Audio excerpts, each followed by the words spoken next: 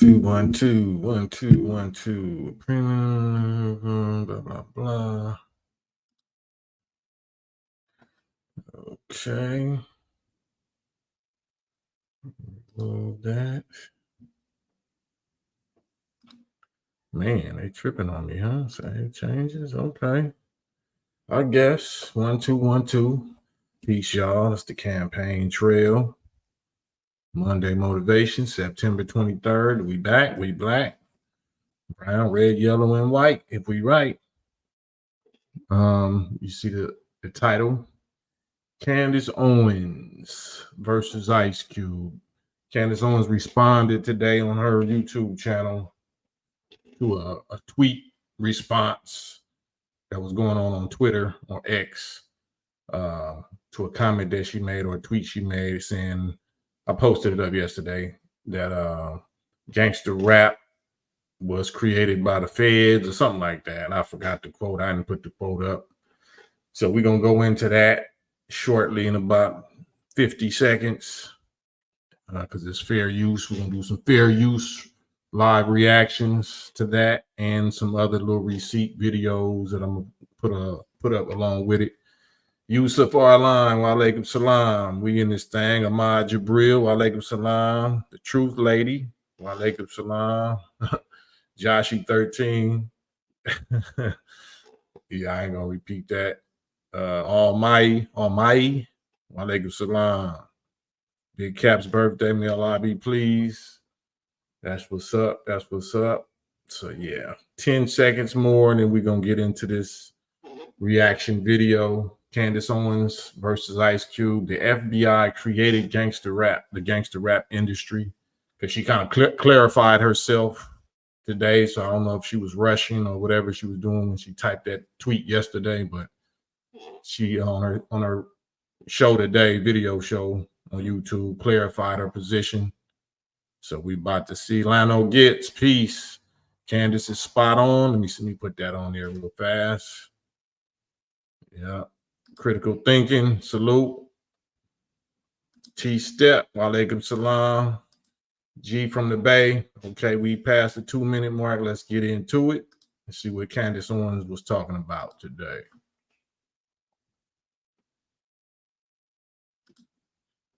Ice Cube responds to my statement that gangster rap was created by the feds.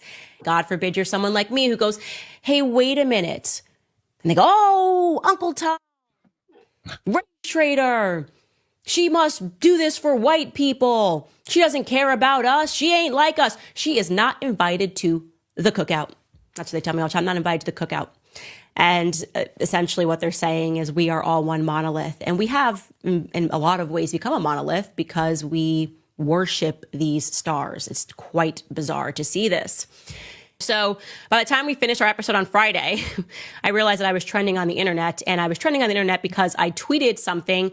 Gangster rap was never black culture. It was created by the feds who proffered deals to homosexual black men in prison and then turned them into artificial celebrities. The goal was to create false idols, to destroy black American values. I will never change my mind on this, obviously.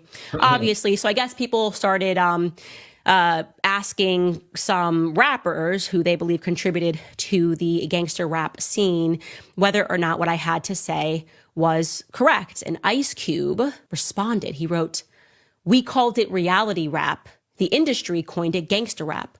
The fans wanted gangster rap, and that's what they got. The feds didn't write none of my shit. I'm a real MC." Okay, so I never said the feds wrote the music. So all these like publications were like, Ice Cube debunks or whatever, like Ice Cube gets Candace and says that this is crazy theory. I never said they wrote the lyrics. I do not. She never said she wrote the lyrics. So I got to stop, of course, just so for the fair usage and copyright stuff, so I can add and interject my little blah, blah, blah. Okay, let's keep going. Not think the feds are writing the lyrics to Sexy Red. That's not how this works, you know? And I would, by the way, welcome this conversation with you, Ice Cube, because I think you probably do understand exactly what I'm talking about, okay? Uh-oh. Oh, was that a challenge I heard? Let's back that up. Let's bring that beat back. Candace Owens is challenging, respectfully calling it, inviting Cube to get on a live or debate or convo Oh Lord, I would love to see that. Let's see. Did she say that? The lyrics to Sexy Red. That's not how this works, you know? And I would, by the way, welcome this conversation with you, Ice Cube, because I think you probably do understand exactly what I'm talking about, okay? Oh, she did say that. So let's see if he takes her up on that offer. Ooh, that would be ugly. That would be ugly. How old is Candace, or how young is Candace Owens? Because she been taking on the beast. She's been going straight at the beast for the last 2 or 3 months. So I don't know if you want to show up for that one, brother. But you know, I'm betting on the sellout. I'm betting on with this alleged sellout right here. I'm betting on Candace Owens. Does it mean that the feds are writing the music for people that are strumming the guitar? No, but it does mean that they are specifically going out and finding artists to fulfill a specific goal, right? It is not a coincidence that they just keep finding these people that are creating derogatory music. Black American music was uplifting. Black American music was about family life. Black American music was about love. Then there was this radical shift. And suddenly it's like all of the execs wanted to sign people that were talking about drugs and thug life and bop, bop, bop in the club. And it just becomes more and more derogatory. And we can see the impact of those frequencies all around us. Kids aspiring to live that life because they think it's cool. That is what I am saying. It was a Fed operation once they realized that they wanted to break apart the Black family and they wanted to create this cycle, this hip hop to prison pipeline. They went out, they found the artists that they wanted. I believe the execs are a part of this. And I stand by my statement that gangster rap was intentionally encouraged. And then they found some people that were just straight up actors. Wow. Okay. I don't care. You know, this is why I ride. Like I'm not crazy. I'm not what they say glazing. I'm not starstruck.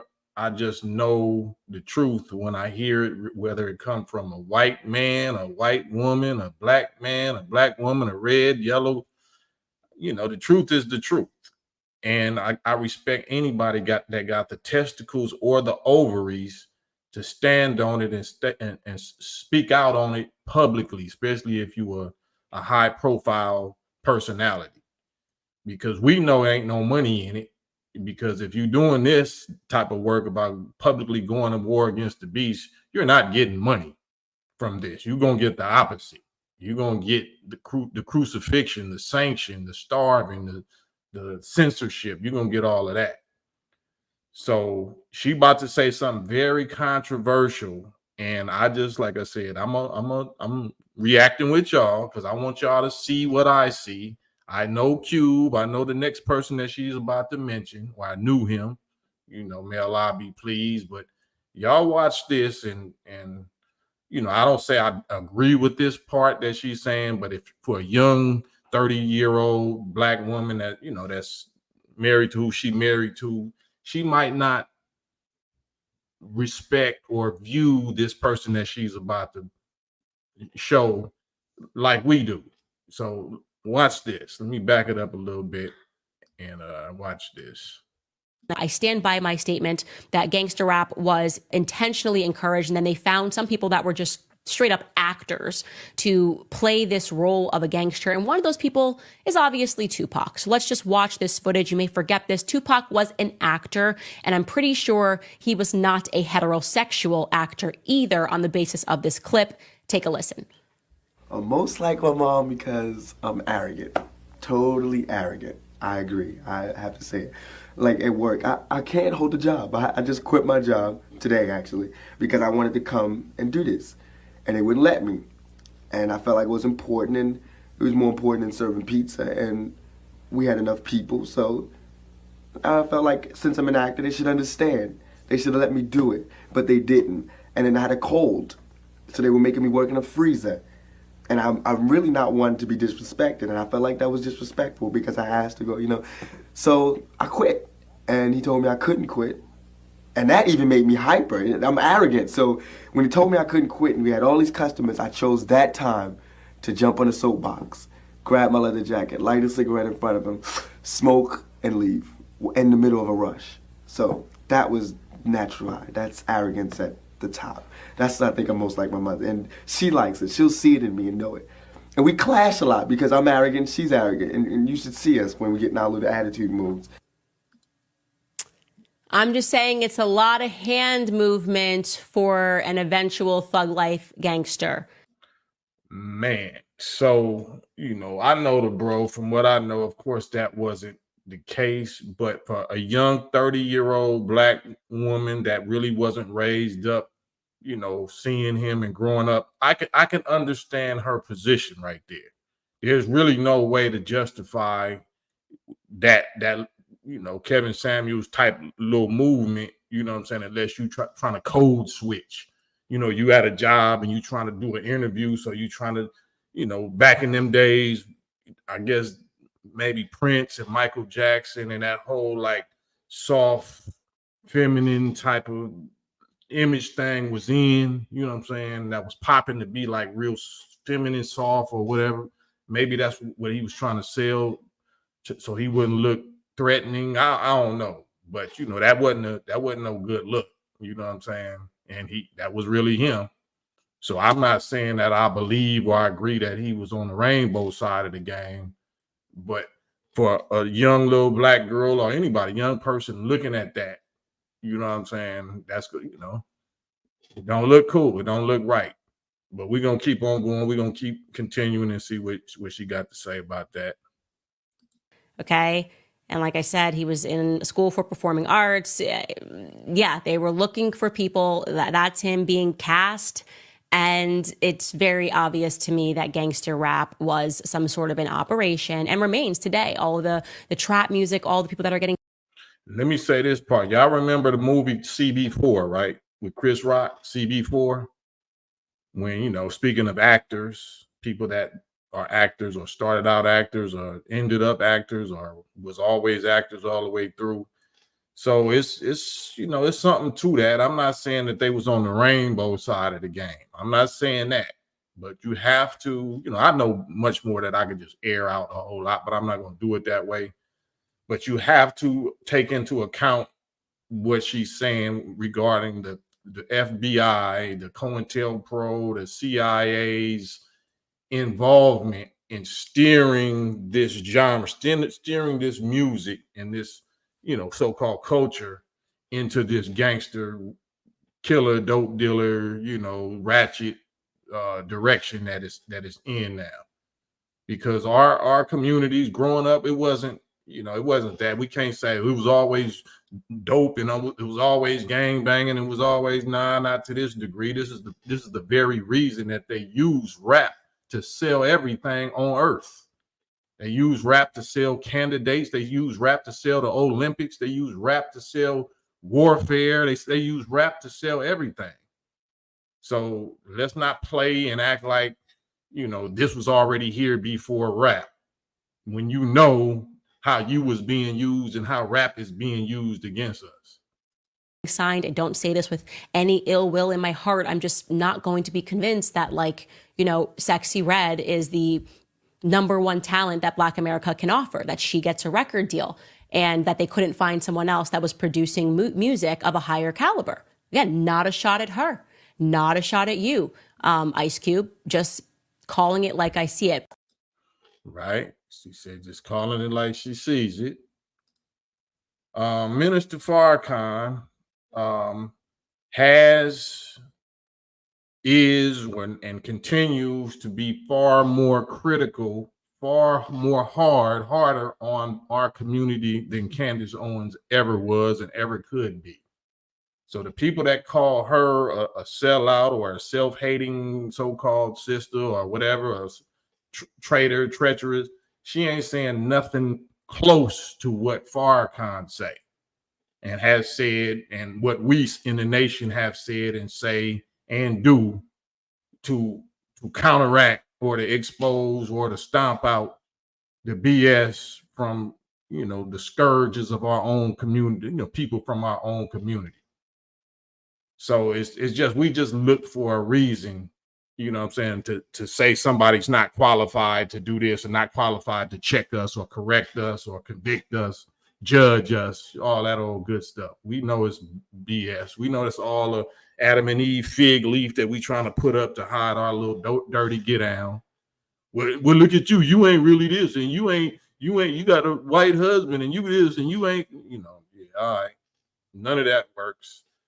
But this is a segue into some. We ain't gonna go too far and deep into this, but this is the connection between Candace Owens and myself, which is, and this subject, meaning that the FBI having to do with gangster rap, and the gangster rap representing the youth, the black youth in particular, the black male youth of the descendants of slaves of North America, and that is this message that was delivered in 1989, October 24th, 1989, by Minister Farrakhan, dealing with this exact subject, the FBI creating gangster rap, or the gangster rap industry, I should say, not gangster rap, but commercializing it and taking control of it.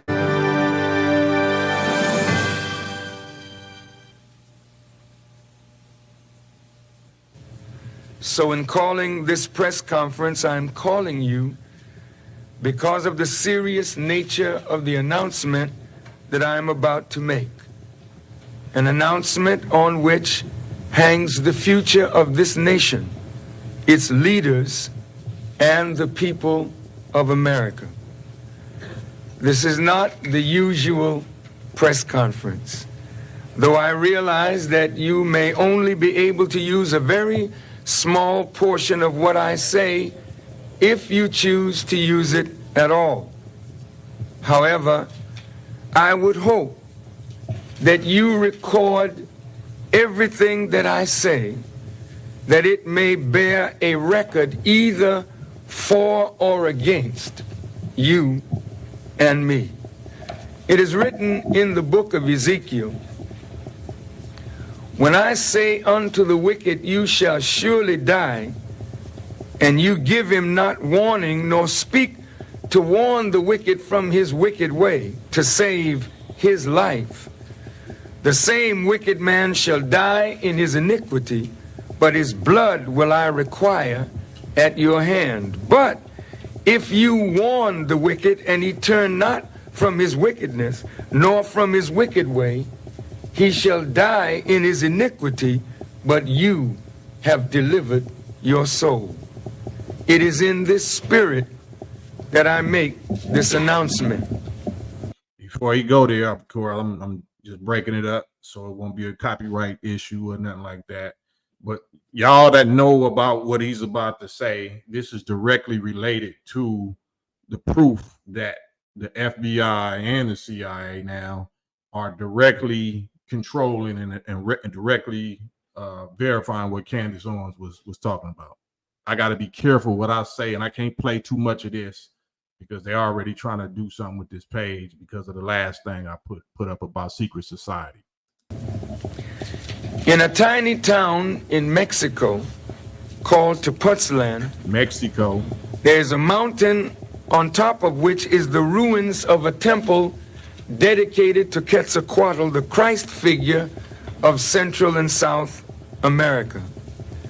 A mountain which I've climbed several times. However, on the night of September the 17th, that just passed. We just passed September the 17th and September the 19th. And that was what I was talking about when I said it's a special day. It's an anniversary, the 39th anniversary of this right here. We're going to keep listening. 1985, I was carried up on that mountain in a vision with a few friends of mine. As we reached the top of the mountain, a wheel, or what you call an unidentified flying object, appeared at the side of the mountain, and I was called from the wheel to come up into the wheel. 3 metal legs appeared from the wheel, giving me the impression that it was going to land, but it never came over the mountain. Being somewhat afraid, I called to the members of my party to come with me, but a voice from the wheel spoke saying, "Not them, just you." I was told to relax, and a beam of light came from the wheel, and I was carried up on this beam of light into the wheel. I sat next to the pilot. However, I could not see him. I could only feel his presence. As the wheel lifted off from the side of the mountain, moving at a terrific speed, I knew I was being transported to the mother wheel, or the mother plane, which is a human-built planet a half a mile by a half a mile, which the Honorable Elijah Muhammad taught us of for over 60 years. The pilot, knowing that I was fearful of seeing this great mechanical object in the sky, maneuvered his craft in such a way that I would not see the mother plane, and then backed quickly into it and docked in a tunnel. I was escorted by the pilot to a door and admitted into a room.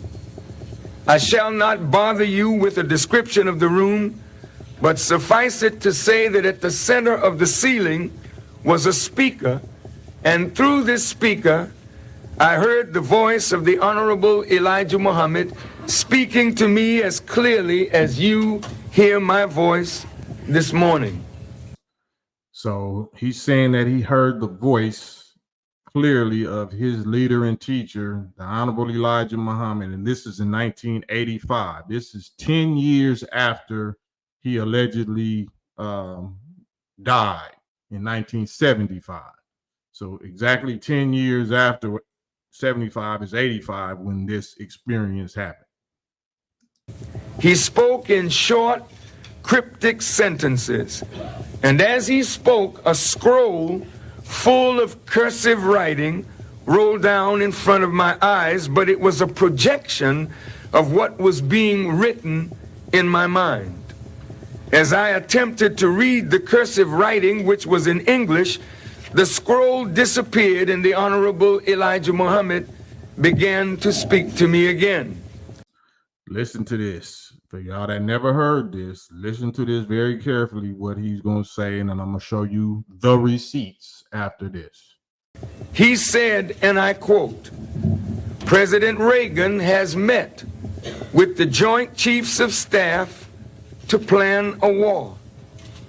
I want you to hold a press conference in Washington, D.C., and announce their plan and say to the world that you got the information from me on the wheel," end quote. He said to me that he would not permit me to see him at that time, but he said that I had one more thing to do, and when that one more thing was done, I could come again to the wheel and I would be permitted to see him face to face. He then dismissed me and I entered the small wheel, and the pilot, whom I still could not see, moved the craft out of the tunnel and took it up to a terrific height and maneuvered his craft that I might look down upon the mother wheel, and I saw a city in the sky. With great speed, it brought me back to earth and dropped me off near Washington, where I then proceeded into this city to make the announcement. After I awakened from the vision, it seemed to vanish from my mind. However, on the morning of September the 19th, 1985, a great earthquake struck Mexico City, and it was felt as far away as Tepoztlan, the little town where I was staying. The earthquake brought the vision forcibly to my mind, and I spoke it later that morning for the first time to my wife, Khadija Muhammad, and to Sister Taineta Muhammad in the city of Cuernavaca in Morelos, Mexico. So I want to stop right there and remind us that this happened in Mexico. This happened in Mexico, and it happened in Mexico by no coincidence. I don't care what we feel about so-called Mexican beef or whatever. Mexicans are our people, and they are indigenous, and they are involved in this subject also. There's pyramids in Mexico. There's pyramids in Egypt.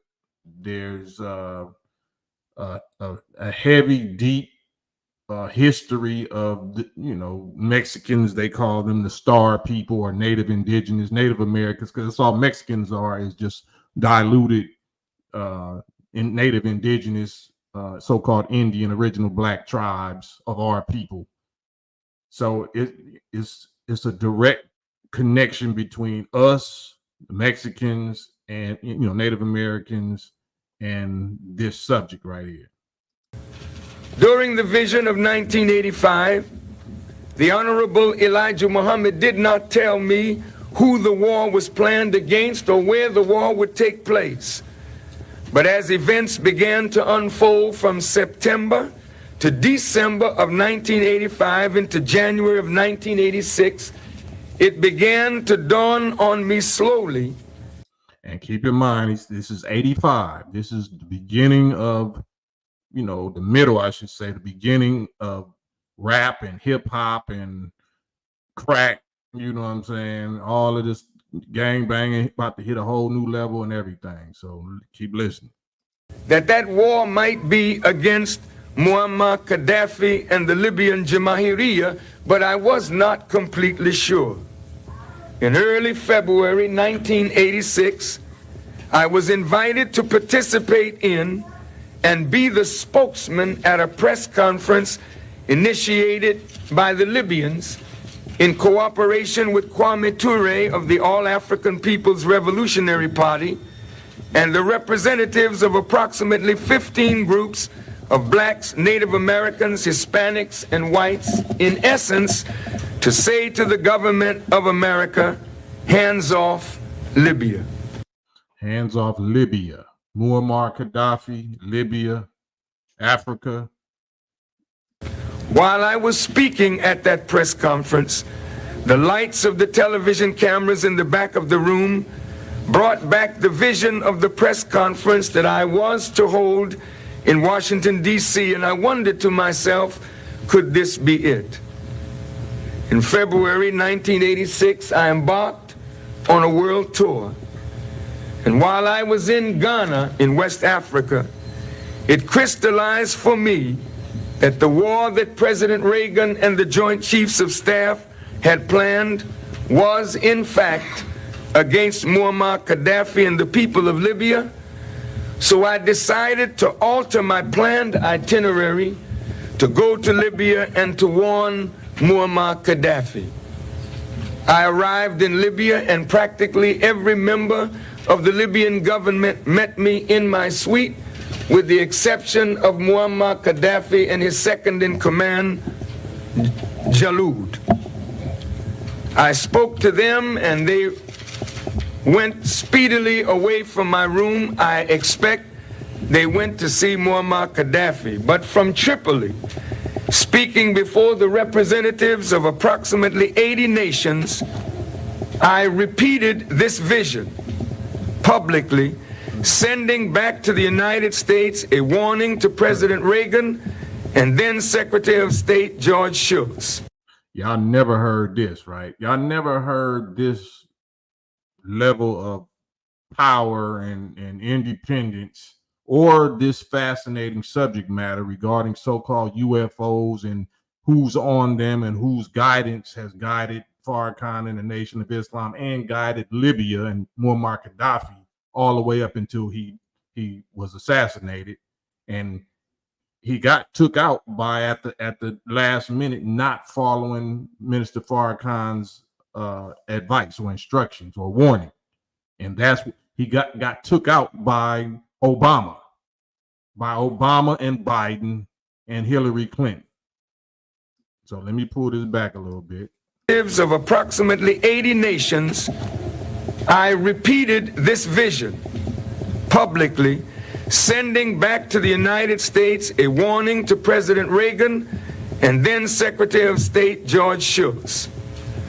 During the confrontation in the Gulf of Sidra between the United States Air Force and the Libyan Air Force, it was reported in the press that a bright orange object was seen over the Mediterranean. The wheel was in fact present, and it interfered with the highly sensitive electronic equipment of the aircraft carrier that was in the Gulf of Sidra, forcing it to return to Florida for repairs. In 1987, 2 years later, in the New York Times Sunday magazine and on the front page of the Atlanta Constitution, the truth of my vision was verified, for the headlines of the Atlanta Constitution read, "President Reagan planned a war against Libya."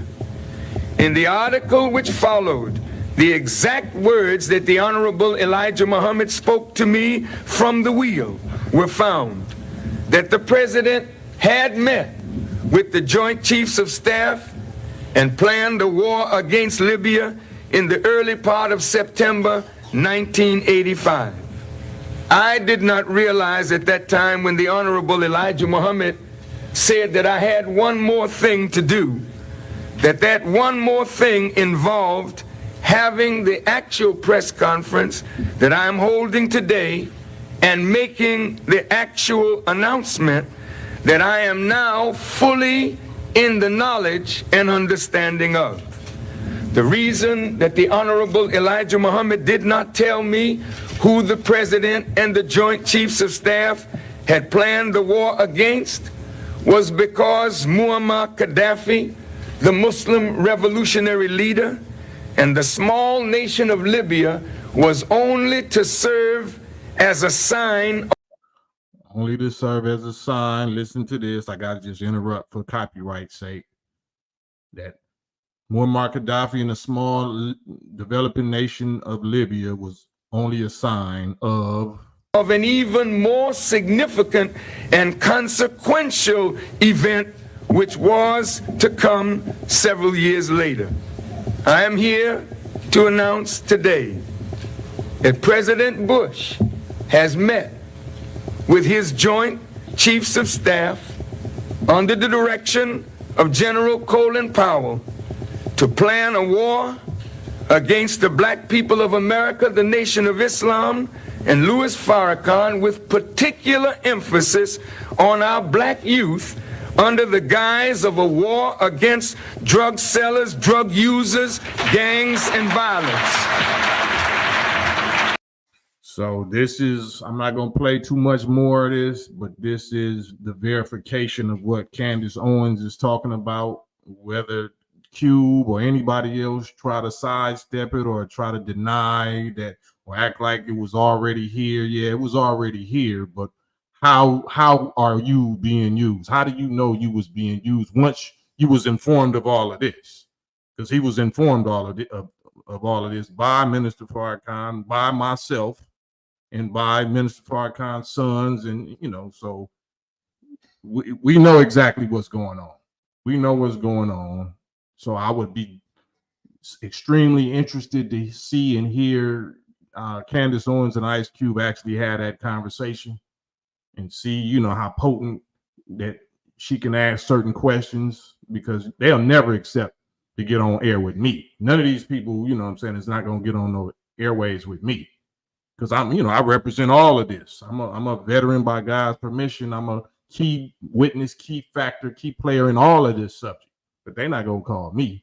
So I got to get behind somebody that you want to talk about, you want to respond to. You want to respond to Candace Owens? Good, then I'm going to help. I'm going to help her, and I'm going to help y'all have this conversation publicly. All of this is going on under the heading of extremely urgent national security. The FBI, in preparation for this assault on the black community, has stepped up its campaign against strong black political leadership. The FBI is using dirty tactics under the guise of flushing out corrupt politicians to malign and besmirch the good name of many of our strong fighters for justice, threatening them with indictments or casting them into prison. With other weaker leaders, the government has already promised them wealth and nearness to the centers of power and to be in their councils in exchange for their being silent when the actual attack comes. You see how many black politicians, big, powerful black political positions there have been since then. You see who's running for the highest political office right now and how black people are so important to what's going on right now, and black youth, to so much so that we got to get Megan Thee Stallion and Sexy Red and Beyonce. We got to get all of these, women, black women. We got to go back to the Garden of Eden with Eve. We got to see if the snake can get up in Eve's head again, so she can go against Adam and go against her God. And we right back at it. We right back at the FBI, CIA, the black woman, you know what I'm saying? The black man that's, the target of this beast. The same characters, you know what I'm saying? This was in 1989. This happened in 85. It's 2024, almost 2025, almost 40 years later. We heard Malcolm in the 60s saying the same thing against John F. Kennedy and the liberal Democratic Party about how they was the fox versus the wolf. All this already happened again, but we didn't listen, right? Or our parents sold us out because the youth didn't know nothing about this, right? Because obviously we sold them out and took this deal. All these rappers and actors and entertainers and athletes, because apparently our young generation don't know nothing about this, right?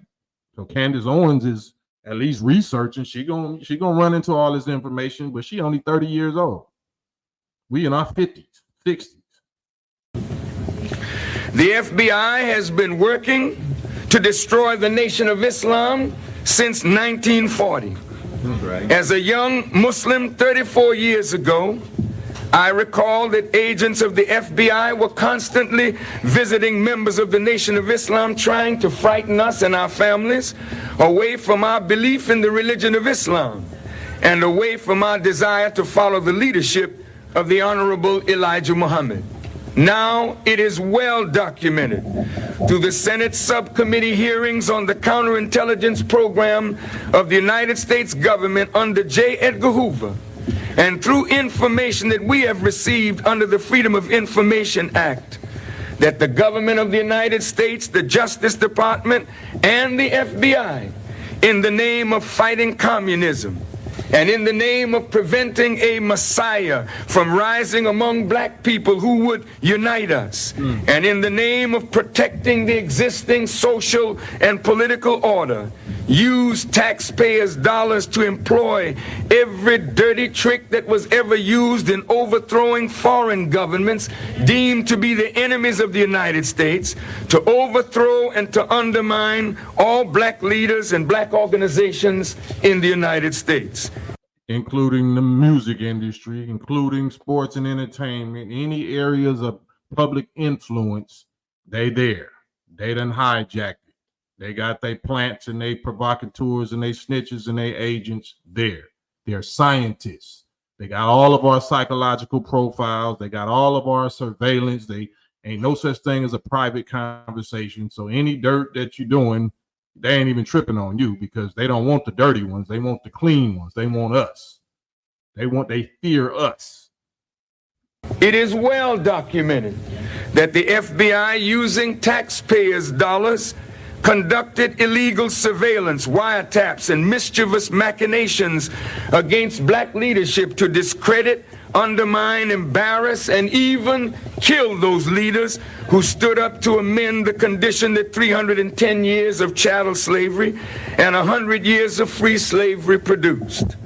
That which the FBI has done against the Honorable Elijah Muhammad, the Nation of Islam, black leaders, and black organizations, again, is well documented.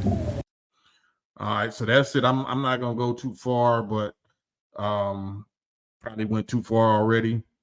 But just a chronological historical map of This happened in the vision that he talking about on the UFO, that we crazy, the Muslims is crazy, but now all Harvard University, all the militaries around the world is having disclosures and showing that this is true. They still lying about who it is, but they getting closer and closer. And we've been revealed it. And Honorable Elijah Muhammad been revealed this in the 30s of exactly who it is, who built them, what they for, and all of that.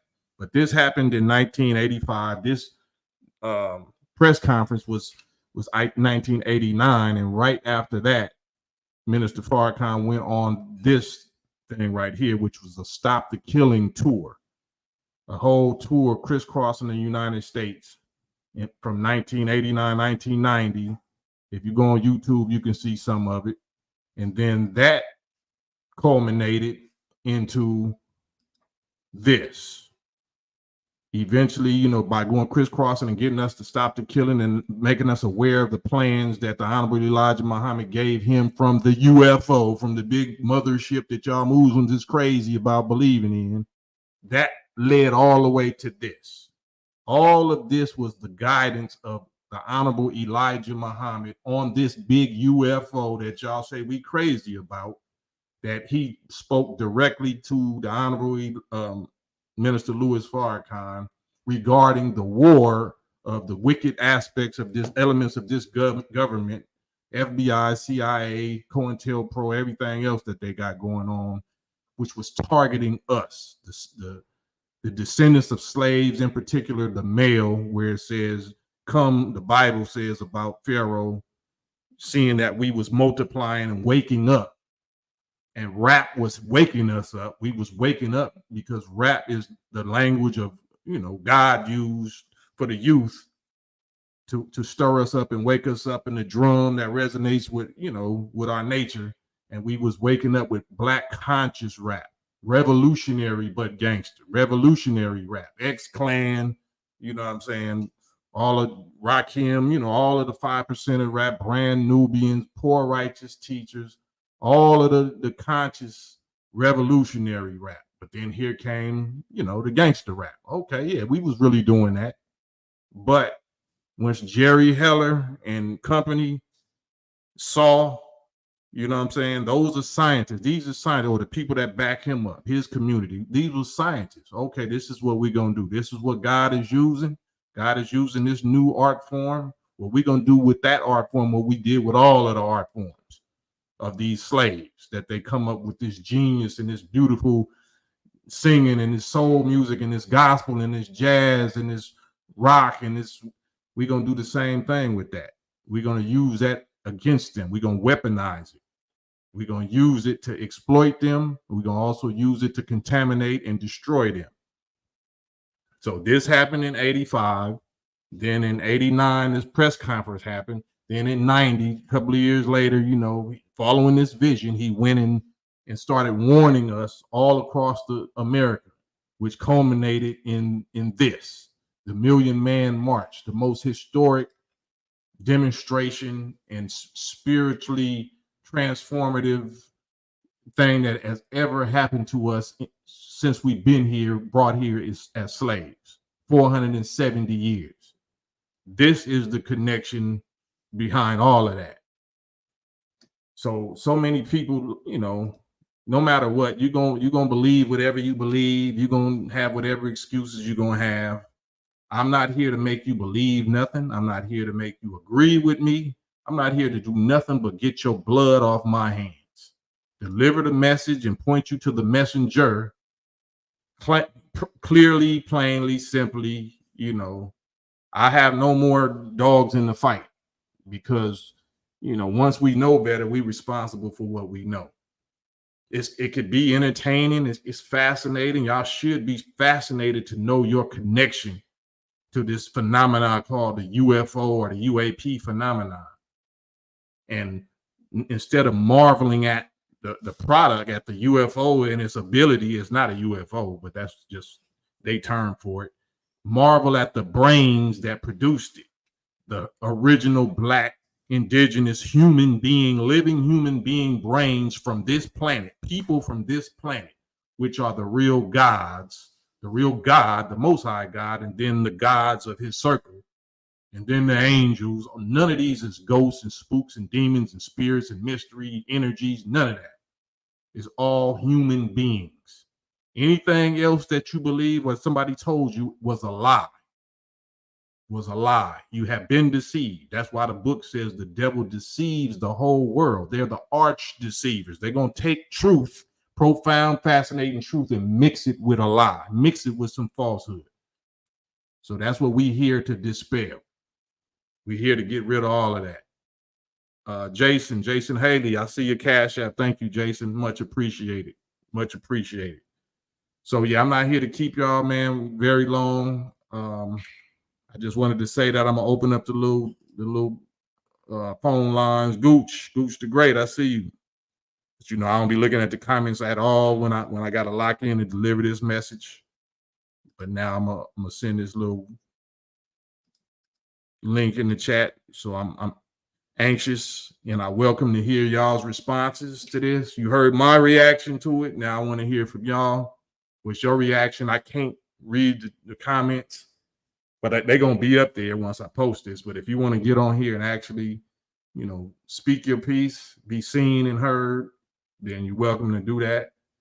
If you got any business, any independent business of your own that you want to shout out, you can get on here while it's 300 some people, whatever. Or, you know, afterwards, get on here and shout out your business. You don't have to agree with me. You can hate my guts. You can say F you can, but get on here and you know, if you're one of us, get on here and shout your business out so we can circulate dollars your way. You ain't got to agree with me. But this is how I earn my blessings. I don't care how you feel about me. Come get some benefits. Come benefit from watching me. Help yourself.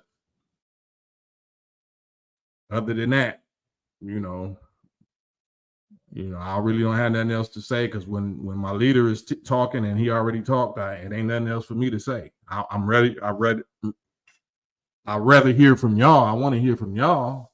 But even if I don't, if you listened, you already got what you needed to get. It's going to drill on you. It's going to be fascinating enough for you to be like, man, I'm going to look more into that, or it's going to move you one way or another. It's going to upset you and disturb you. Like, no, that's the devil. And Jesus said there's no other. I can't listen to no other doctrine. It's going to move you one way or the other. And that's all we here to do is to move you. If you sleep and the house is burning, you ain't going to want to wake up. But I might have to throw some cold water on you. Might have to slap you up or whatever. You be like, you abused me, or you a bully, or oh, okay. Well, when the smoke clear and you find out what we really did for you, then maybe you're gonna change your tune. But right now, I'll be that. I'll be whatever you say I am. Whatever negative, everything but the child of God that I am, I'll be that. I have no problem with that. City to city. Salam alaikum, brother. Yeah, I want to give a shout out to my spray wax. It's a spray wax you use on your car. It's the best wax for your car, for your vehicle. And you just spray it on your car and wipe it down with a How can we get it? How can we order it? You go to magnificentwax.com. Magnificentwax.com. Spelled the right way? MAGNIFICENT. Magnificentwax.com. Everybody, when y'all see this, do you ship it out? Do you do ship out? Yeah, we ship it out to you. We ship it out. It takes about 3 days to come. And I need to get some of your colloidal silver too. I'm out of mines. All up. But right now we're talking about that magnificentwax.com. How about that? So everybody that see this and y'all want that, y'all want to circulate this dollar among our people, shout out, magnificentwax.com, but really go support. Even if it's better than buying. I really appreciate it. Yeah, it's because we buy cigarettes, alcohol, we buy junk. So go buy something that is going to support, our own people. Yeah, and I'll make sure I give some of the money back to the community. Oh yeah. I mean, well, if you got a wife or you got some children, make sure you take care of them. Oh yeah, that's every day. That's every day. Thanks, man. I get a little nervous on camera, so I'm gonna thank you for letting me shout out my business. Man, you all day, city to city. So anytime you got something you want to say, man, you're welcome. Okay, thank you. All right, bro. Peace. Kim Shepsutera. Kim Shepsutera. I don't know if I'm saying it the right way. Thank you, Kim. We got the same name. Salute. For the Cash App, I got your Cash App. Kim Shepsutera. Appreciate you. For peace, PEAC, peace errors. Man, I'm probably butchered that. That's why I'll be reading. I'll be wanting y'all to just hop on here. Mr. Lambo. What's up, brother? How you doing? And you need to wipe your camera's lens. Oh my God. Okay. There you go. Yeah, a little better. Oh yeah. Fingerprint. What's your thoughts, bro? Just quick thoughts on the clip with Tupac, that little clip. Yeah, what you think? And her comment or what she might have been reading into that. I noticed one thing about Tupac throughout the years, and just following his journey and all of that. Grew up with neck and neck, age wise with all of them. But I seen that when it came to Tupac and a lot of actors and stuff like that, a lot of them are what you call emotionally intelligent. And when you emotionally intelligent, what's your thoughts though? Like I don't mean to rush you, but I gotta hurry up and land this plane because I'm okay. Land the plane. Emotionally intelligent. This that part about he's emotionally intelligent. He was impressionable as a person. He would fit in with who he was around. That was part of him moving around from place to place to place to place, and him being in that performing arts school. Definitely that part. So him being an actor that was playing gangster, I don't buy that part. You know what I'm saying? But I do know that there were some actors and people that definitely took on that role, and in order to fit into those roles that they were offering them to get the money, they definitely might have overdone it on the gangsterism side and pushed the devil's plan. That's all I'm trying to say.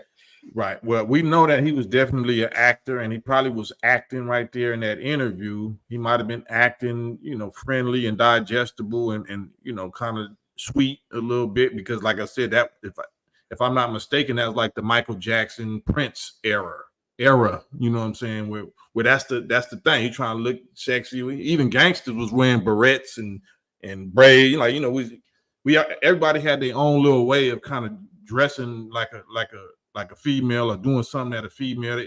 Even pop locking, you had to they called that, the F. I remember that one walk. Yeah, but that's what I was saying. As far as people that fit, the people that play roles and they're emotionally intelligent, they're able to connect with people. So he was definitely in that performing arts school. A lot of those performing arts, regardless of how, a lot of them had those ways in that sense. Doesn't necessarily mean he was homosexual though. And that's all I was trying to on that tip when it came to Candace Owens, especially because her main comment was it was brought by homosexual. It's kind of like she was trying to hammer that point in. I'm trying not to how you say that word though. Okay, my bad. She was trying to hammer the point in that it was. Remember, she said by the FBI they found those type of people to do that, but so I was trying to say she was trying to say he was that kind of person that they found to do that, but I was like, no, that had nothing to do with any kind of rainbow or anything. That's just him. But she wouldn't know. She wouldn't know because she's only 30 years old, 30 something years old. So that's that. We like old, washed up, old school dinosaurs to them. Yeah, for sure. You know what I'm saying? So somebody our age ain't gonna think that, but somebody her age, especially if she getting pressed, is gonna think something else. But I'm gonna get somebody else on real quick, Lambo. I appreciate you much. All right, peace. There you go. Assalamu alaikum, brother Cam. Young Abdul Akbar. I just gave you a wrench too, so I need you to be a moderator whenever you come over here. Okay, yeah, I got you. I'll pick up where the young man left off. If tap dancing was a human, that would definitely he would tap dance. I mean, we can act like we don't know, but we as men know that men don't make certain movements and certain gestures. Hey, Men don't say things like, I want to be like my mom. Men, we love women. right. We don't admiring and loving are two different things. Gangsta rap was No, created. no young man should ever have the motivation to when his mom leaves to put on her heels or her sister's heels. It's just certain things men don't do. So we can act like we're blind and we didn't see certain things, but what we did see, we saw. And just because we love an individual, I think we try to close our eyes to it or protect it. But no, we saw. If that was your son or nephew, you would probably pull him to the side and say, "Hey, we don't do that, young man. Let's roll it again, Cam." Yeah, so I want you to react to this with me. I'm most like my mom because I'm arrogant. So I don't know how old. Yeah, I don't know how old I'm most like my mom. But just the smile and the movement, I don't know how old he is. Like I'm not, and let's get this straight. Like a lot of dudes that's locked up, that's cold steppers, that's cold, sliders, started out like this. You know what I'm saying? He was 17, about to be 18. Yeah, it just don't mean that he can't turn out to be a straight nut fool when it comes to slide. Yeah, Jeffrey Dahmer was a killer. Yeah. So I mean, I know a lot of them. I used to be a bookworm little nerd. So you know what I'm saying. Right. So I ain't taking this. I ain't saying this. To slight him at all. Most like my mom because I'm arrogant, totally arrogant. I agree. I have to say it. Like at work, I can't hold a job. I just quit my job today actually because I wanted to come. The hand. Let's run it back a little bit. Do this. Right, hold on. And it wouldn't.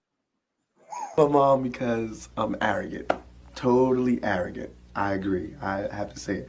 Like at work, I can't hold a job. I just quit my job today actually because I wanted to come and do this, and they wouldn't let me. And I felt like it was important, and it was more important than serving pizza. And we had enough people, so I felt like since I'm an actor, they should understand. They should have let me do it, but they didn't. And then I had a cold. So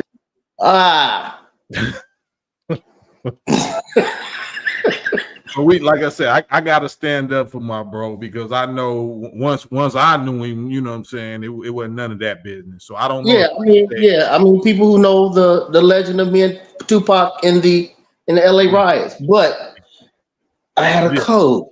Yeah, that's so we got the right to say this. This don't mean we thought he was fruity or nothing, but this ain't.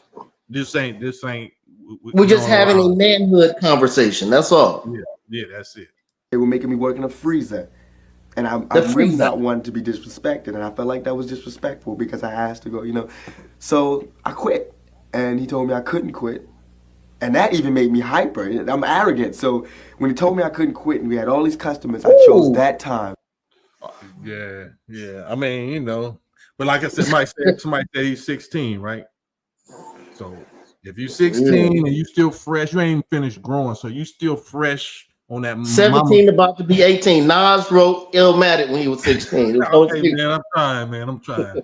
I'm trying to get my Johnny Cochran on with my brother, man. Okay. To jump in the soapbox, grab my leather jacket, light a cigarette in front of him, smoke, and leave in the middle of a rush. So.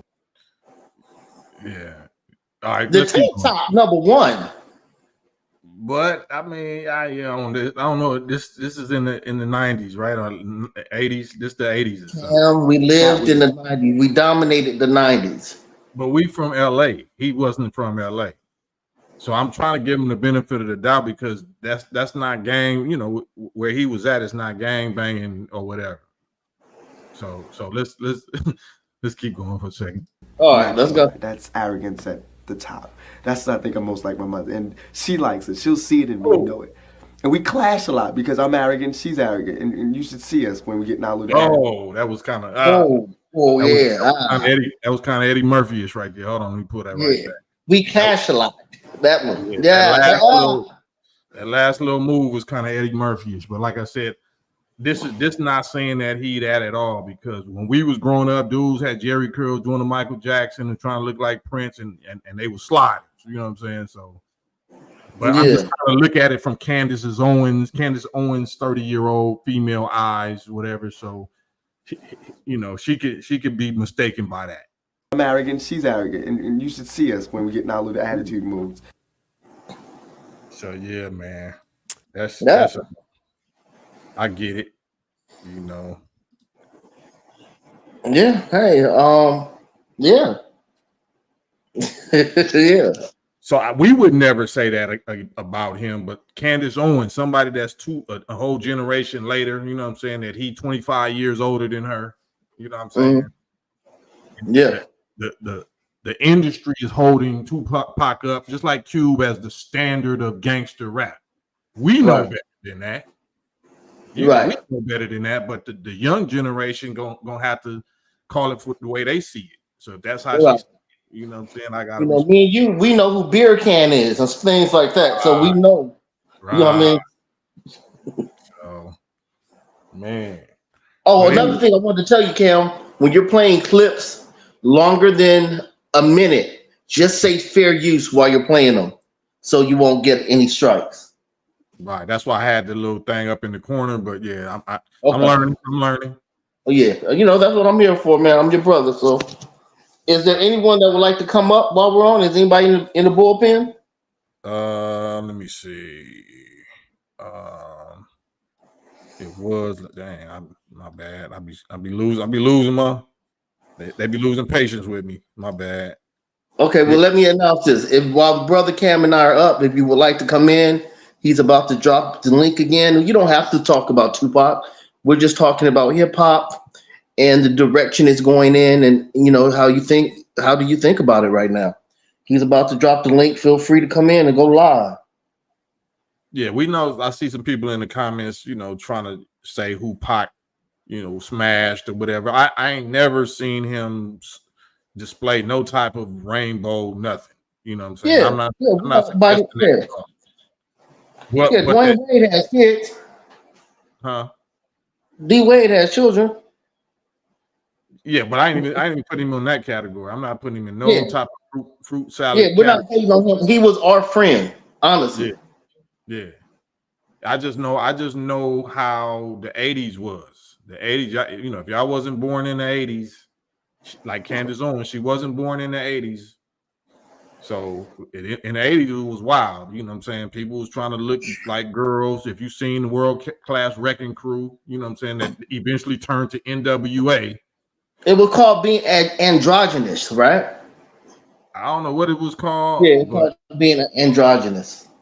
Yeah, that's like Grandmaster Flash and the Furious Five. Everybody had on tight disco makeup. They had on eyeliner and all kind of stuff. Prince and the Revolution. Morris Day and the Time.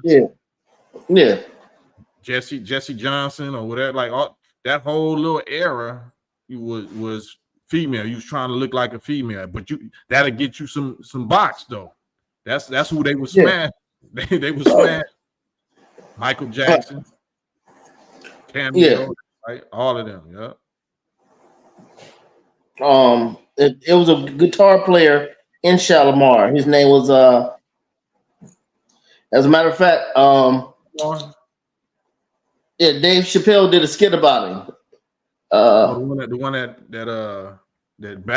moonwalk, the one that taught Michael Jackson how to moonwalk.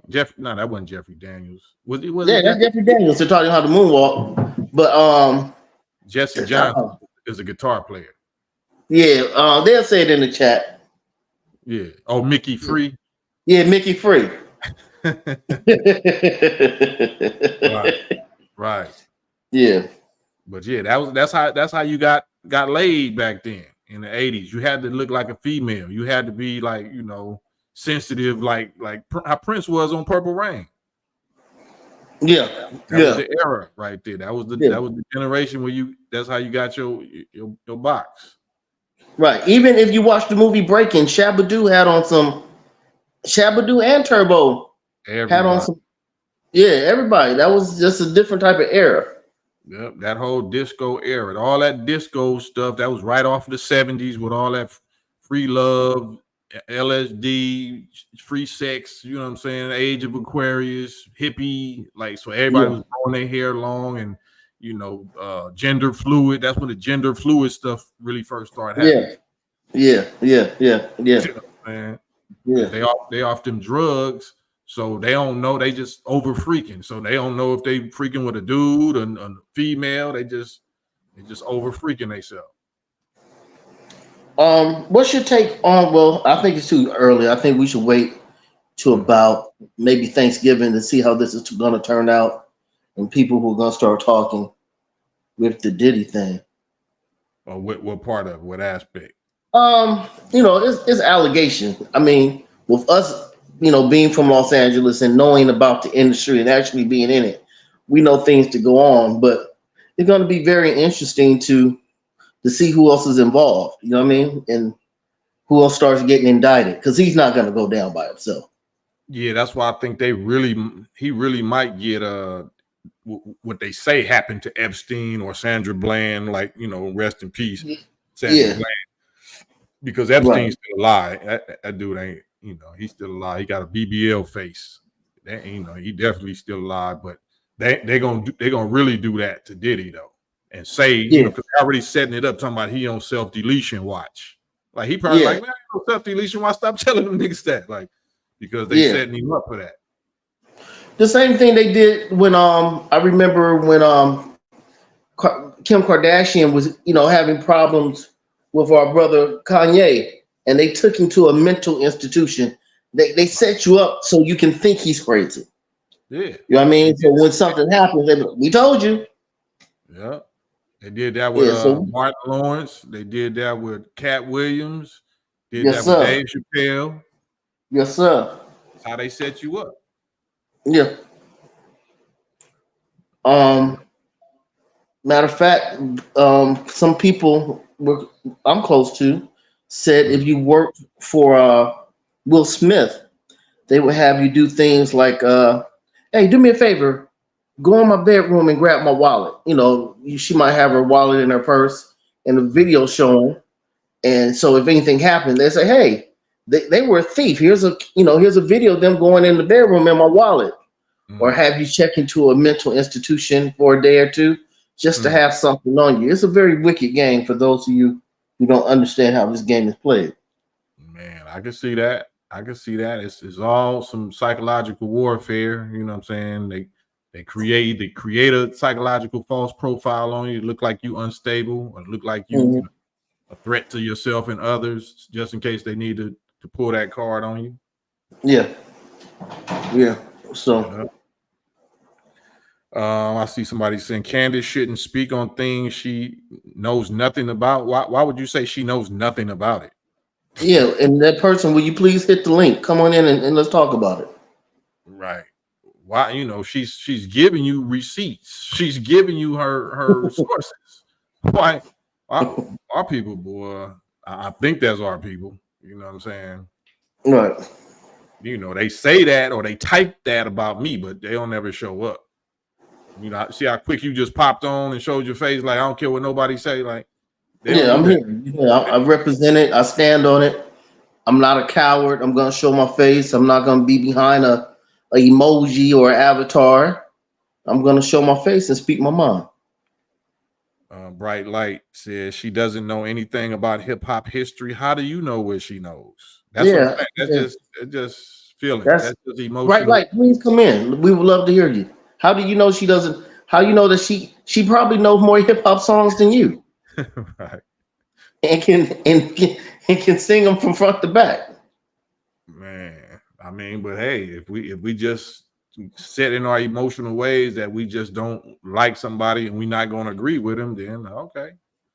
Right. That's why I don't trip on comments. I don't even be looking at the comments, you know what I'm saying, until I finish saying whatever I gotta say, and I just want to entertain myself. But she's a very smart girl. Don't get it twisted. Candace Owens isn't a dingbat. Nah. She's very smart. She's a very, very smart girl. As a matter of fact, if Trump would have chose her for vice president, man, that could have been a problem. I would love to see her debate Kamala Harris. Oh, she would destroy Kamala Harris. And that'll show you how qualified or unqualified either one of them are when it comes to the knowledge or the understanding of how you're supposed to run a nation, how you're supposed to govern a nation. You know what I'm saying? Right.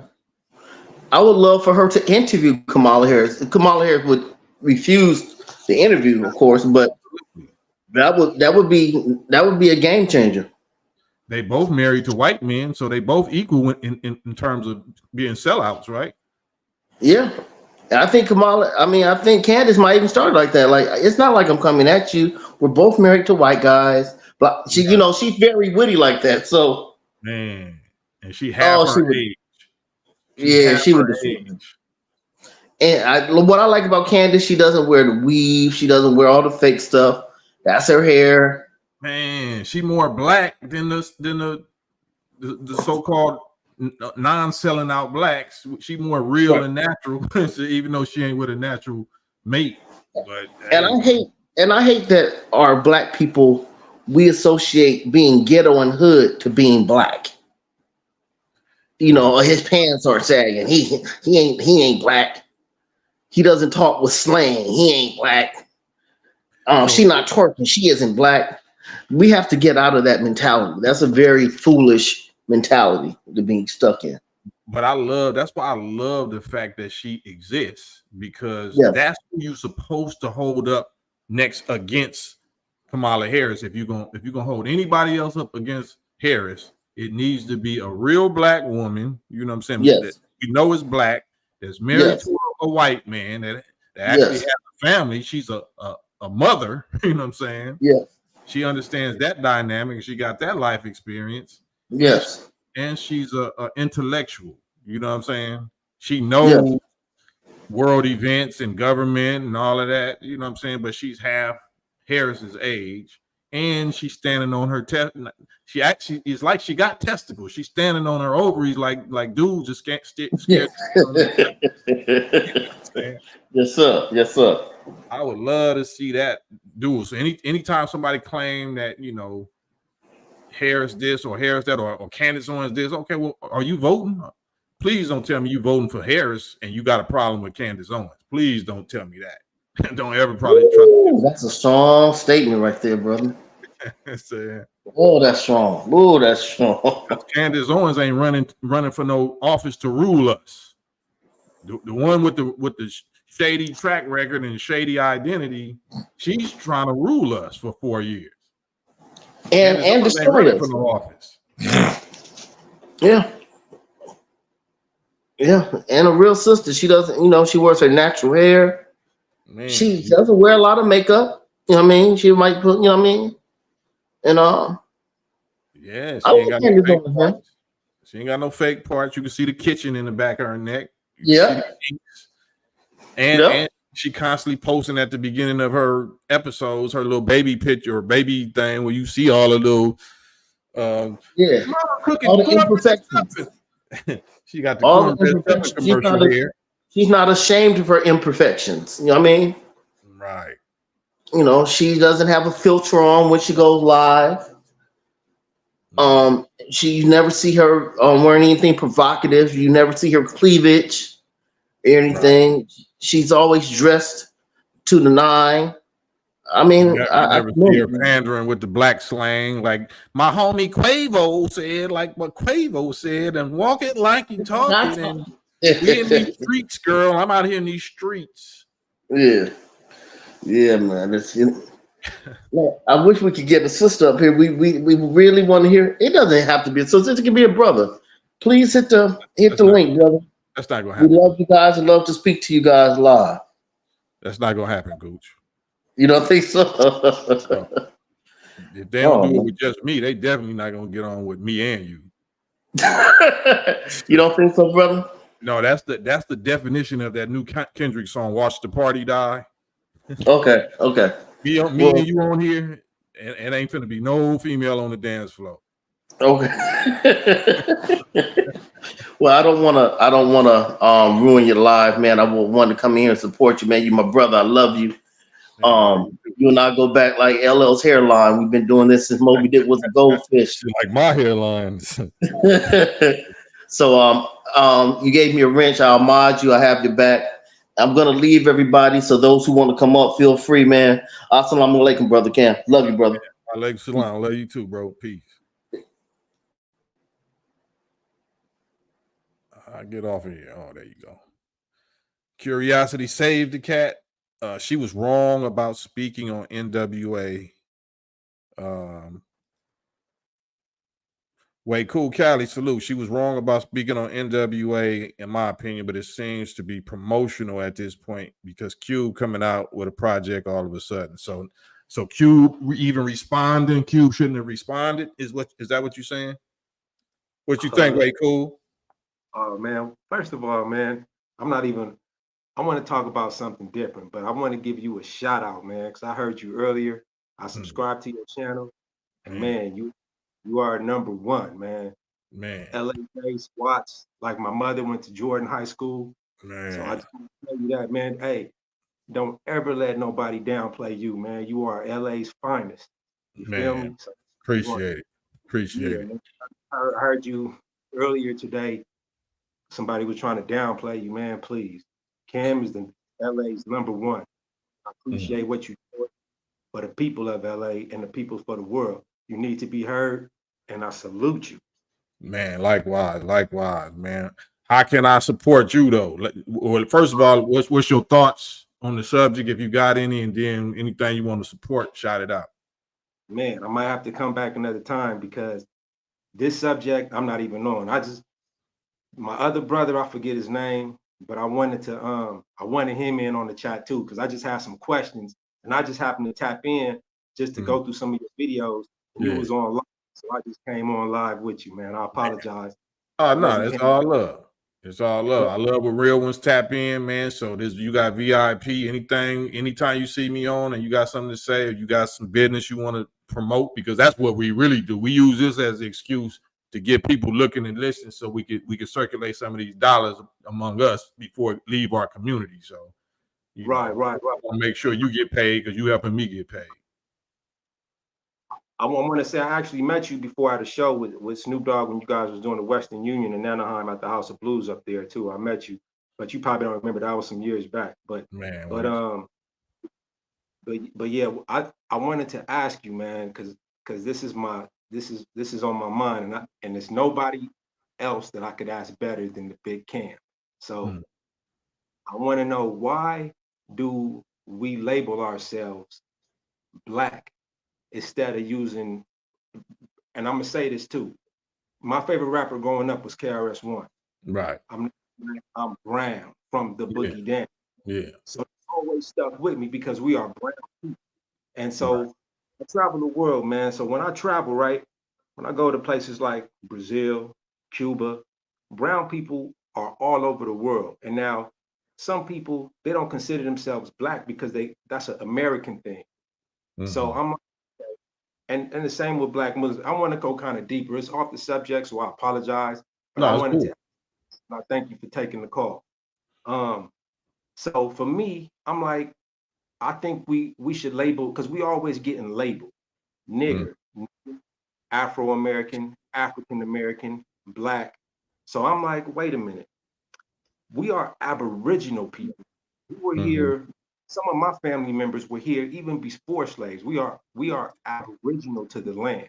Right. So why are we calling ourselves second-class citizens like African-American? You don't ever see Italian-American or Ireland-American or anything like that when you fill out the application. So it's a brainwash system. We all get brainwashed. So I let them know I'm an Aboriginal American.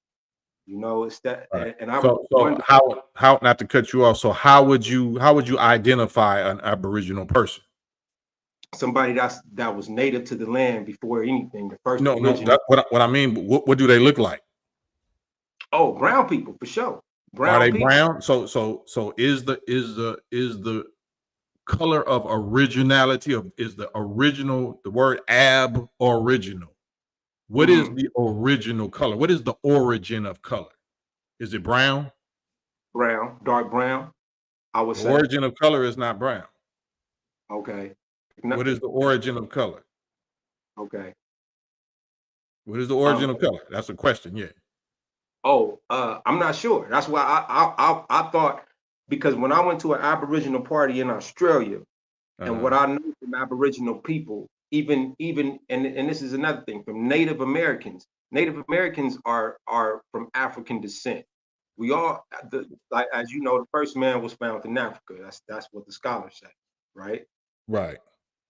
So Actually, because I don't want to cut you off, I don't cut your bill, but we not from Africa. We're not black because we from Africa. We don't come from Africa. We settled in Africa. We recognized and knew that the best, most energetic, most fertile part of our planet that we grew from nothing was Africa. You know what I mean? But we're not from Africa. Africa is from us. We're black because we're the universal black people, meaning we created ourselves from triple black, the black matter and the black energy, or what they call black melanin of infinite, eternal black space. That's why we're black. So everything comes from black.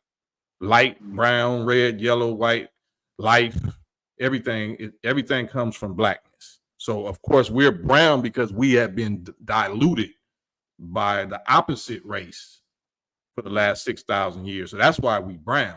But before that happened to us, we was black.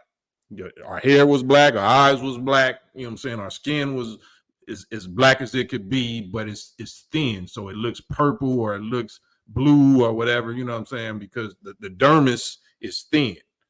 You know what I'm saying? But yeah, okay. the color of original is black. The color of devil or opposite of original is the opposite. You know what I'm saying?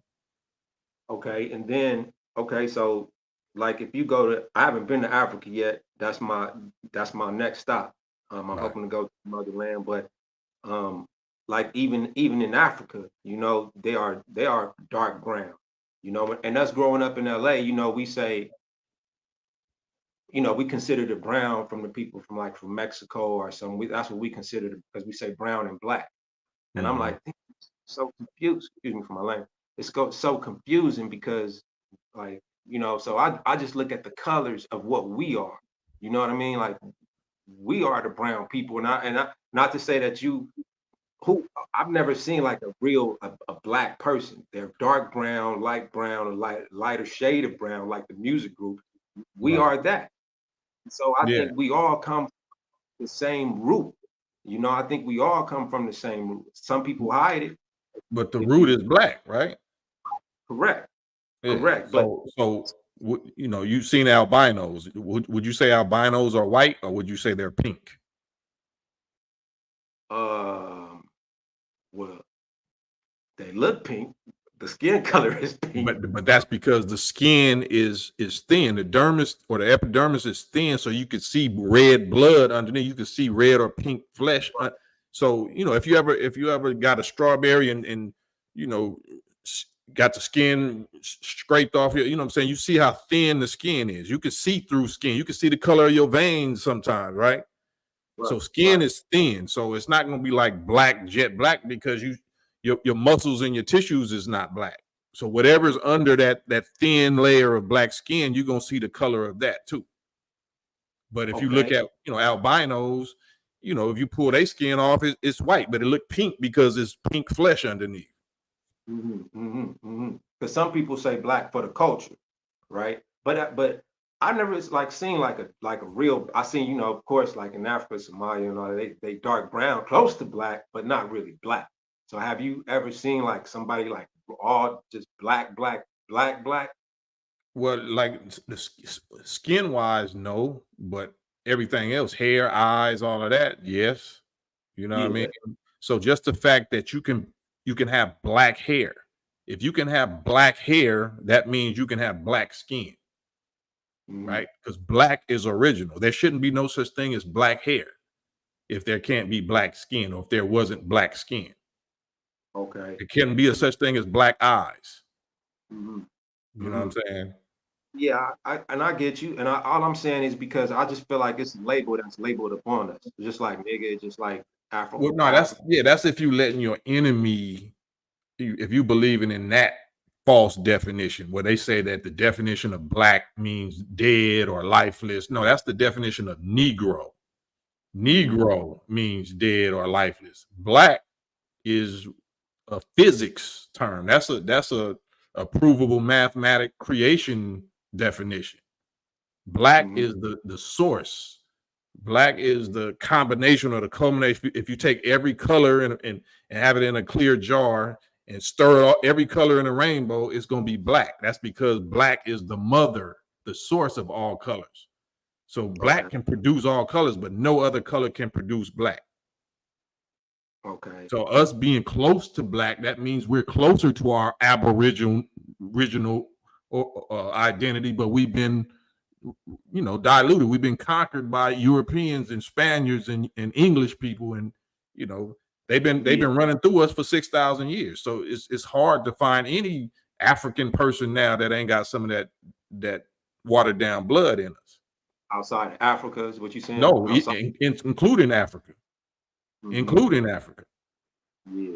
Yeah. Okay, yeah. And then another thing I wanted to say is, because I'm trying to figure out like when they say black Muslims, because I figure like this, like for all people that's been oppressed, I was talking to my mom about this the other day, like for everybody, like no matter where you from, because police brutality is for people that's wouldn't be even considered black. You know what I'm saying? But when you watch like the black Muslims, some people are like, I got friends that's scared to go to the temple because they feel like, how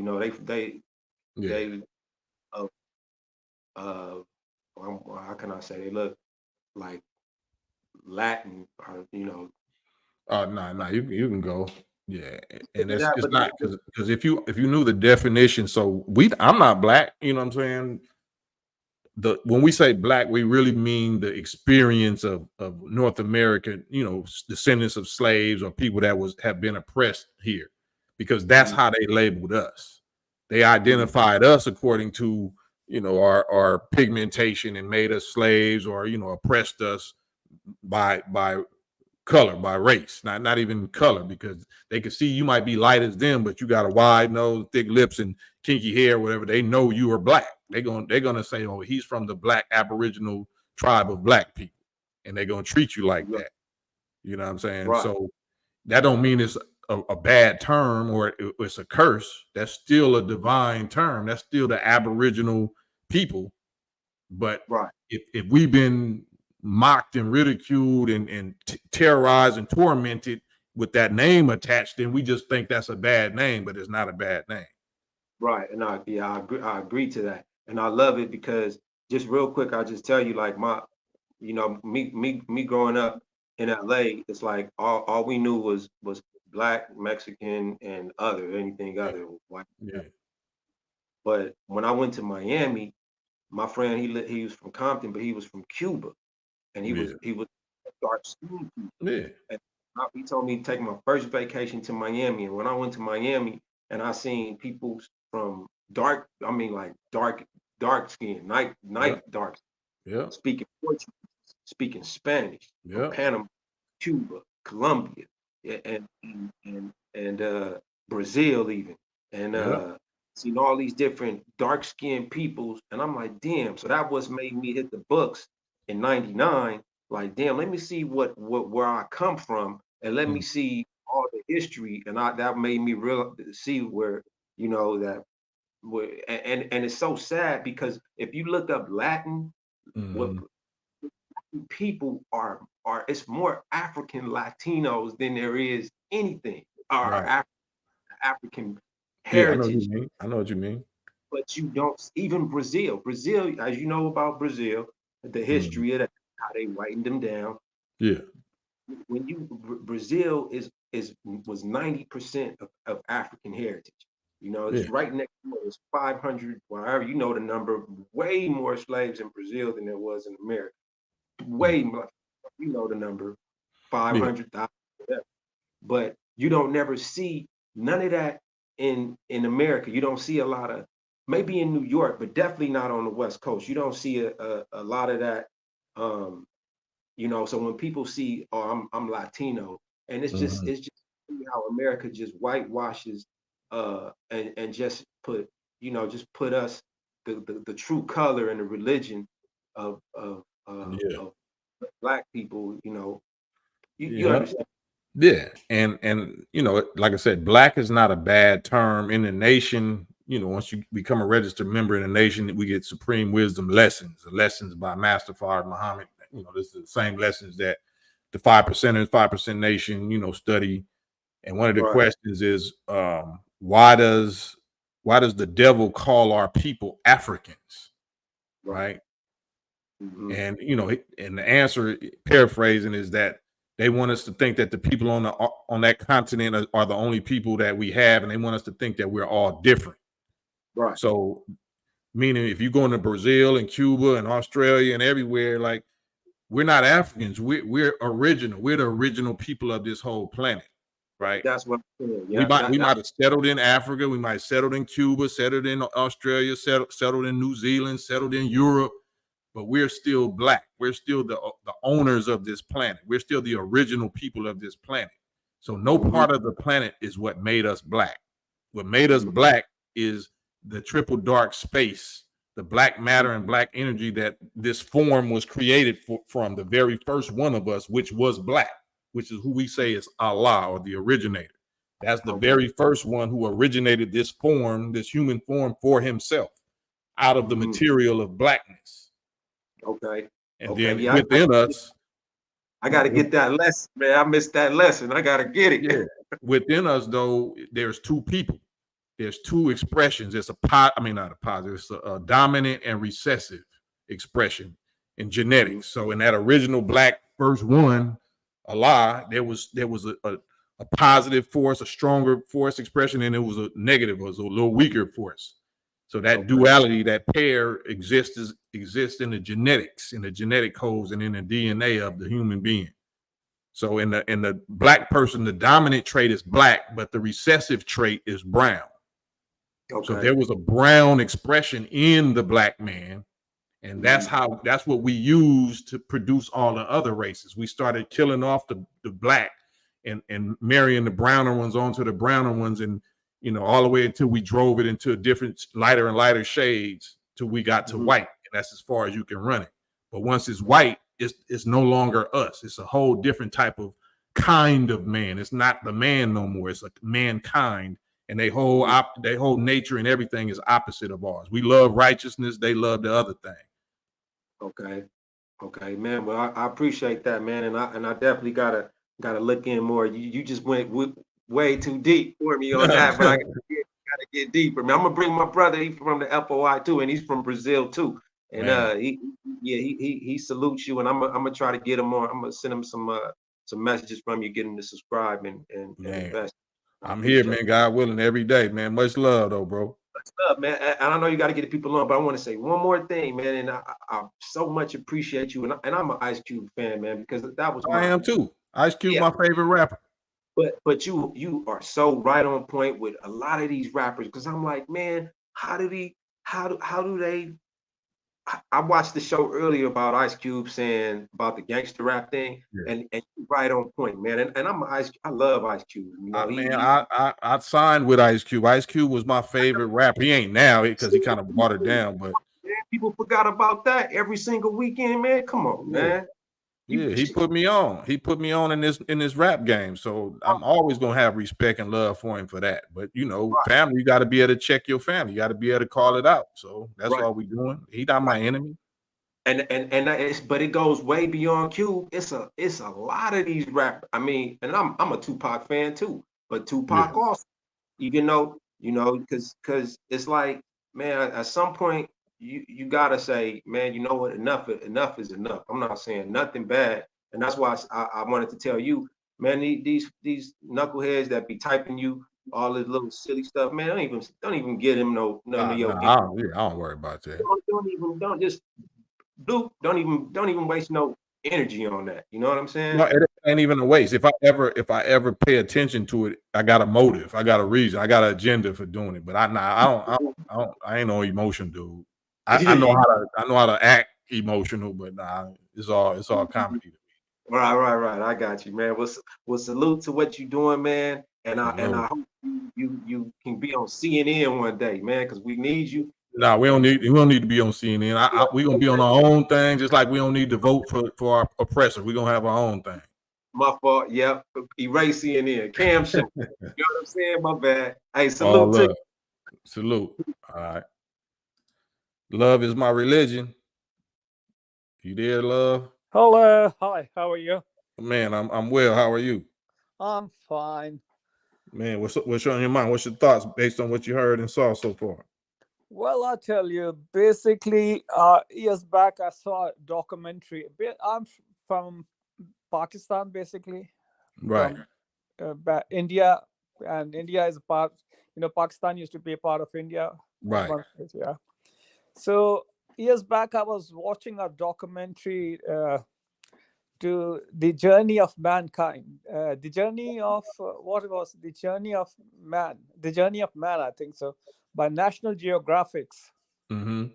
And they showed, scientifically how man starts his journey from Africa, and then comes to India, and then there's a blast and all over. And they, in fact, this was done through DNA decoding.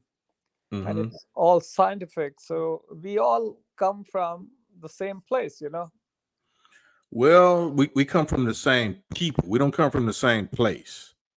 You understand? We don't come from a place. We come from a people. There's an original people. There's an original nation of people that we all come from. We don't come from a place. You understand? I'm talking of the point where life started. Where do you think life started?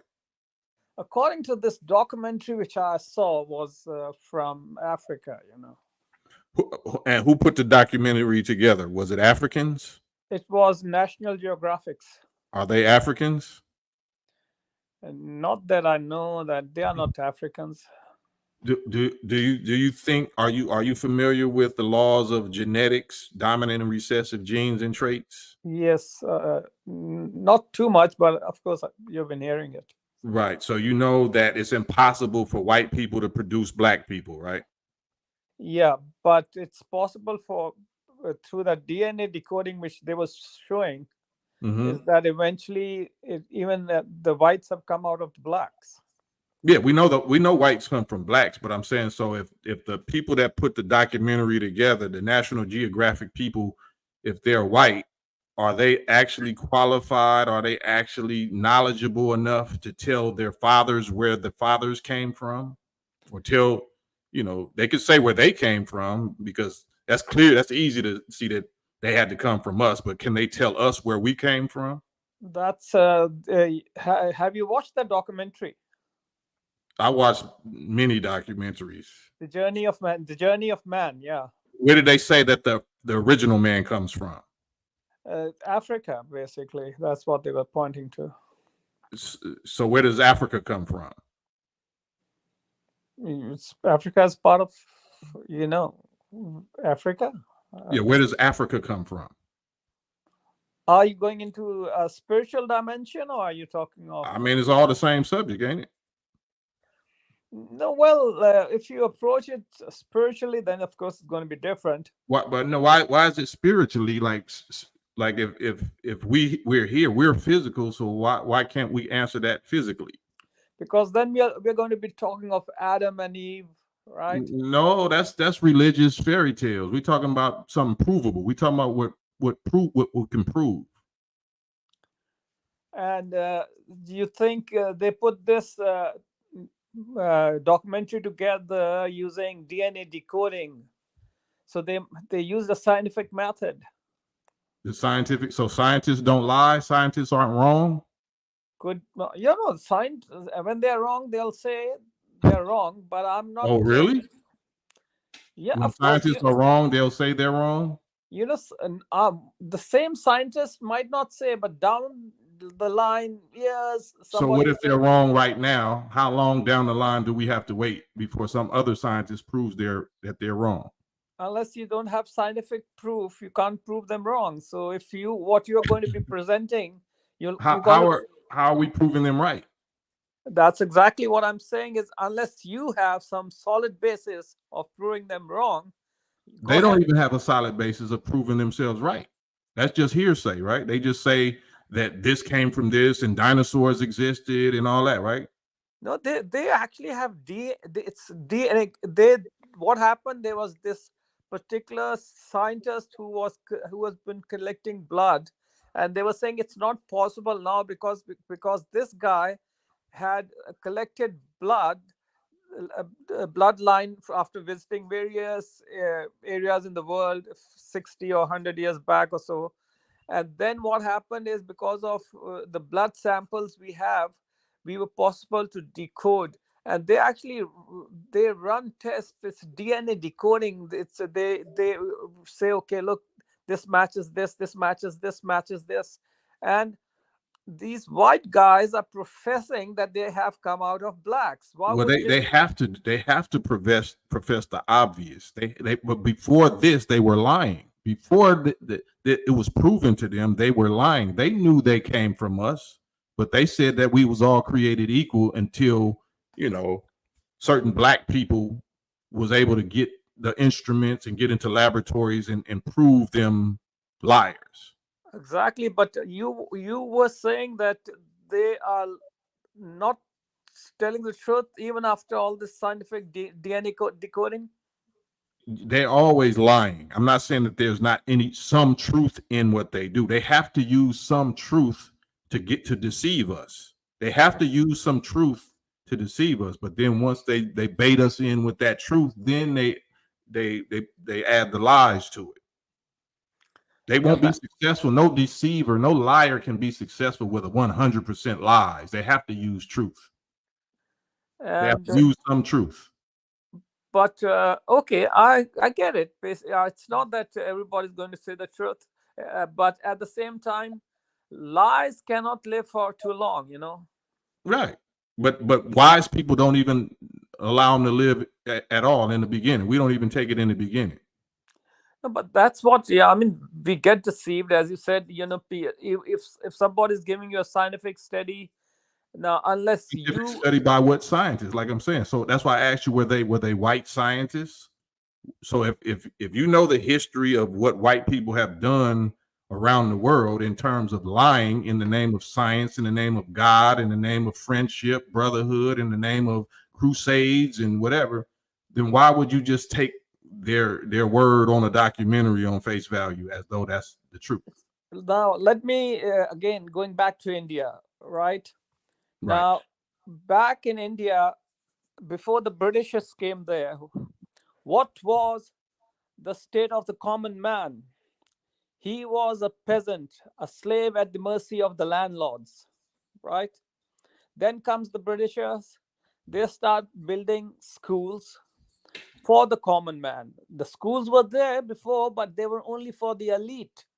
But around what time frame? What time in history are you talking about? I'm talking of somewhere in the 1700s onwards, right? Right. So that's like 300 years ago, right? Yeah, I'm talking of recent history. I'm not talking of going back where. Right, because we have pyramids and high science and high technology in the desert that we obviously were far more advanced than that. Thousands of years ago, right? Of course. I mean, but what I'm talking of presently, because so what happened when they built schools for the common man, he had access to education. And now, like, India leads in software technology because of the white guy. He came, he put those schools. I'm not a white guy, so please, okay. So he put the schools there. And today India leads because education was given to the common man. So by the white man. We have to respect that. So you think your education and advancements in technology and science was given to Indians by the white man? Of course, they educated us. How did the white man get it? Well, what I'm saying, they got it through. They might have got it from some black guy. I don't know, but we got it from them. That's why. What how did but that's what I'm saying. So if I steal your car and I give it to somebody else, you know, am I a hero? Like, did I save them, or am I a thief? No, actually, I would say hero. Why? Because now the reason I'm going to give you now, the landlords, they were not white guys. They were the locals there, but they were landlords and they were suppressing their own people, right? What were they doing with all that wealth that was generating?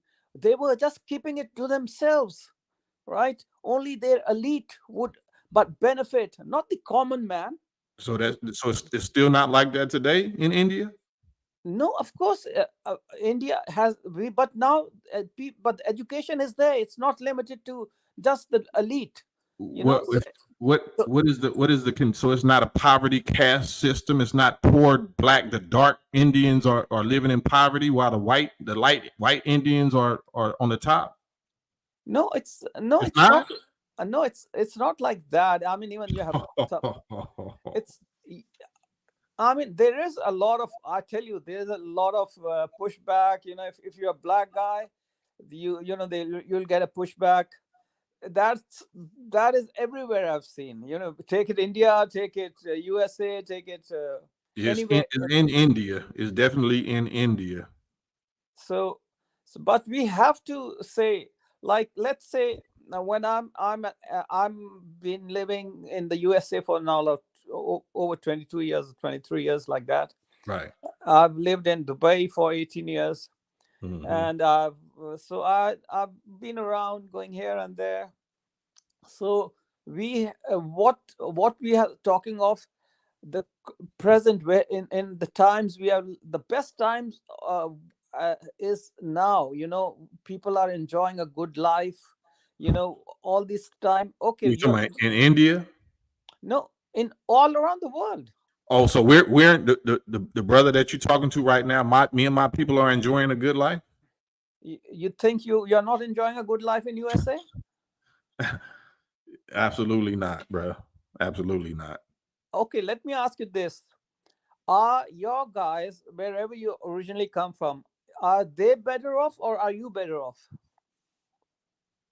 Where do I originally come from? I'm not wherever. That's wherever you. Yeah, I don't know, because that was robbed from me. That's how bad we got it, because we don't even know where we came from.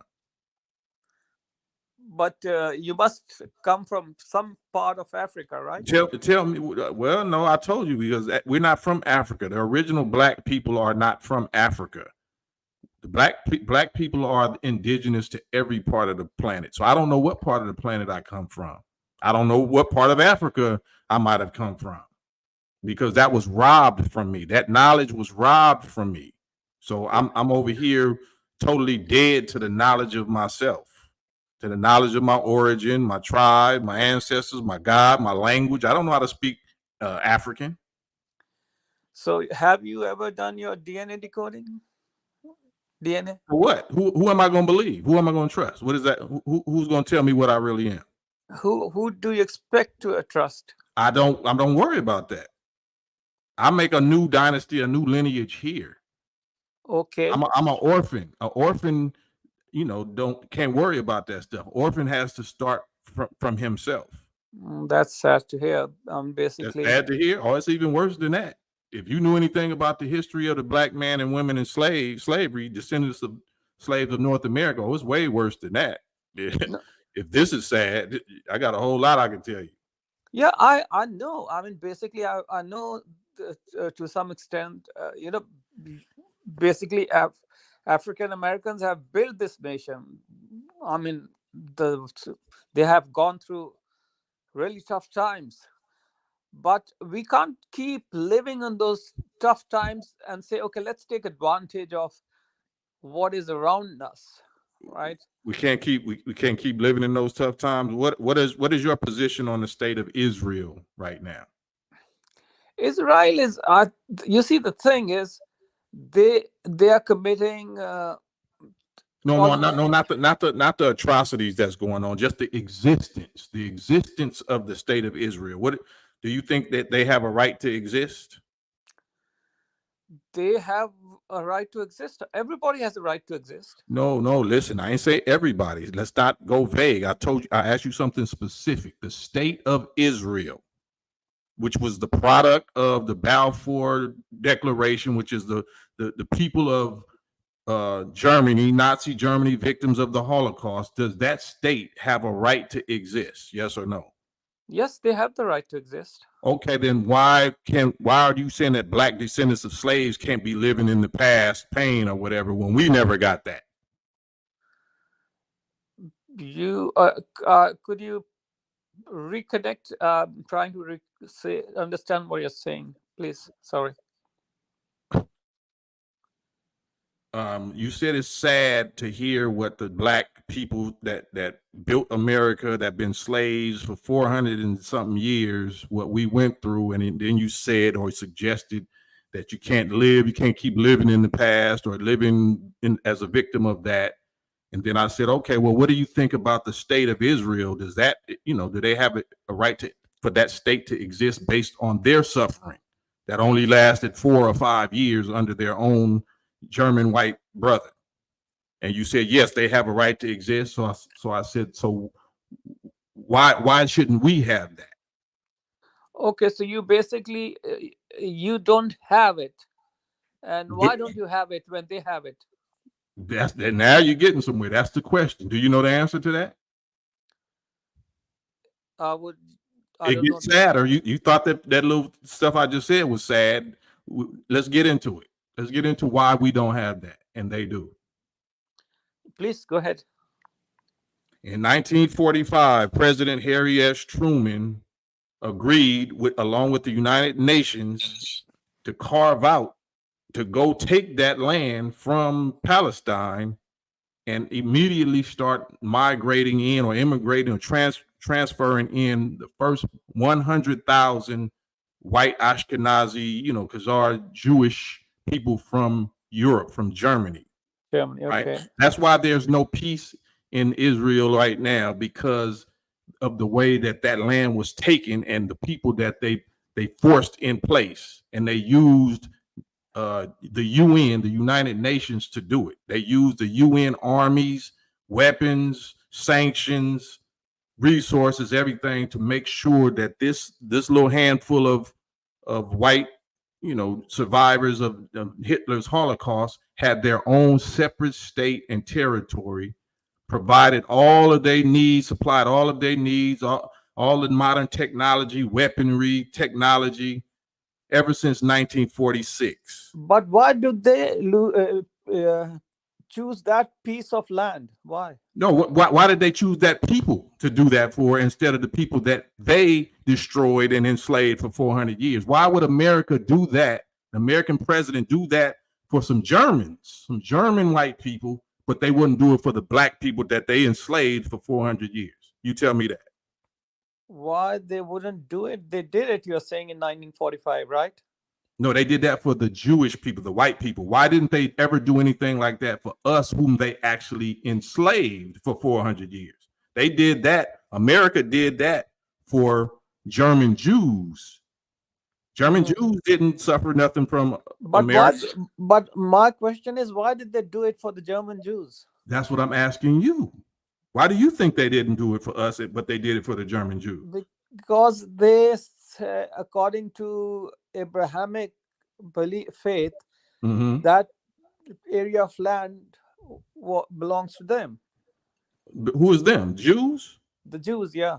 So why aren't we the real Jews? I thought we were the real Jews. We're the ones that fulfilled the Bible prophecy of being enslaved 400 years in a strange land that's not theirs. That didn't happen in Europe. That Holocaust didn't fulfill that.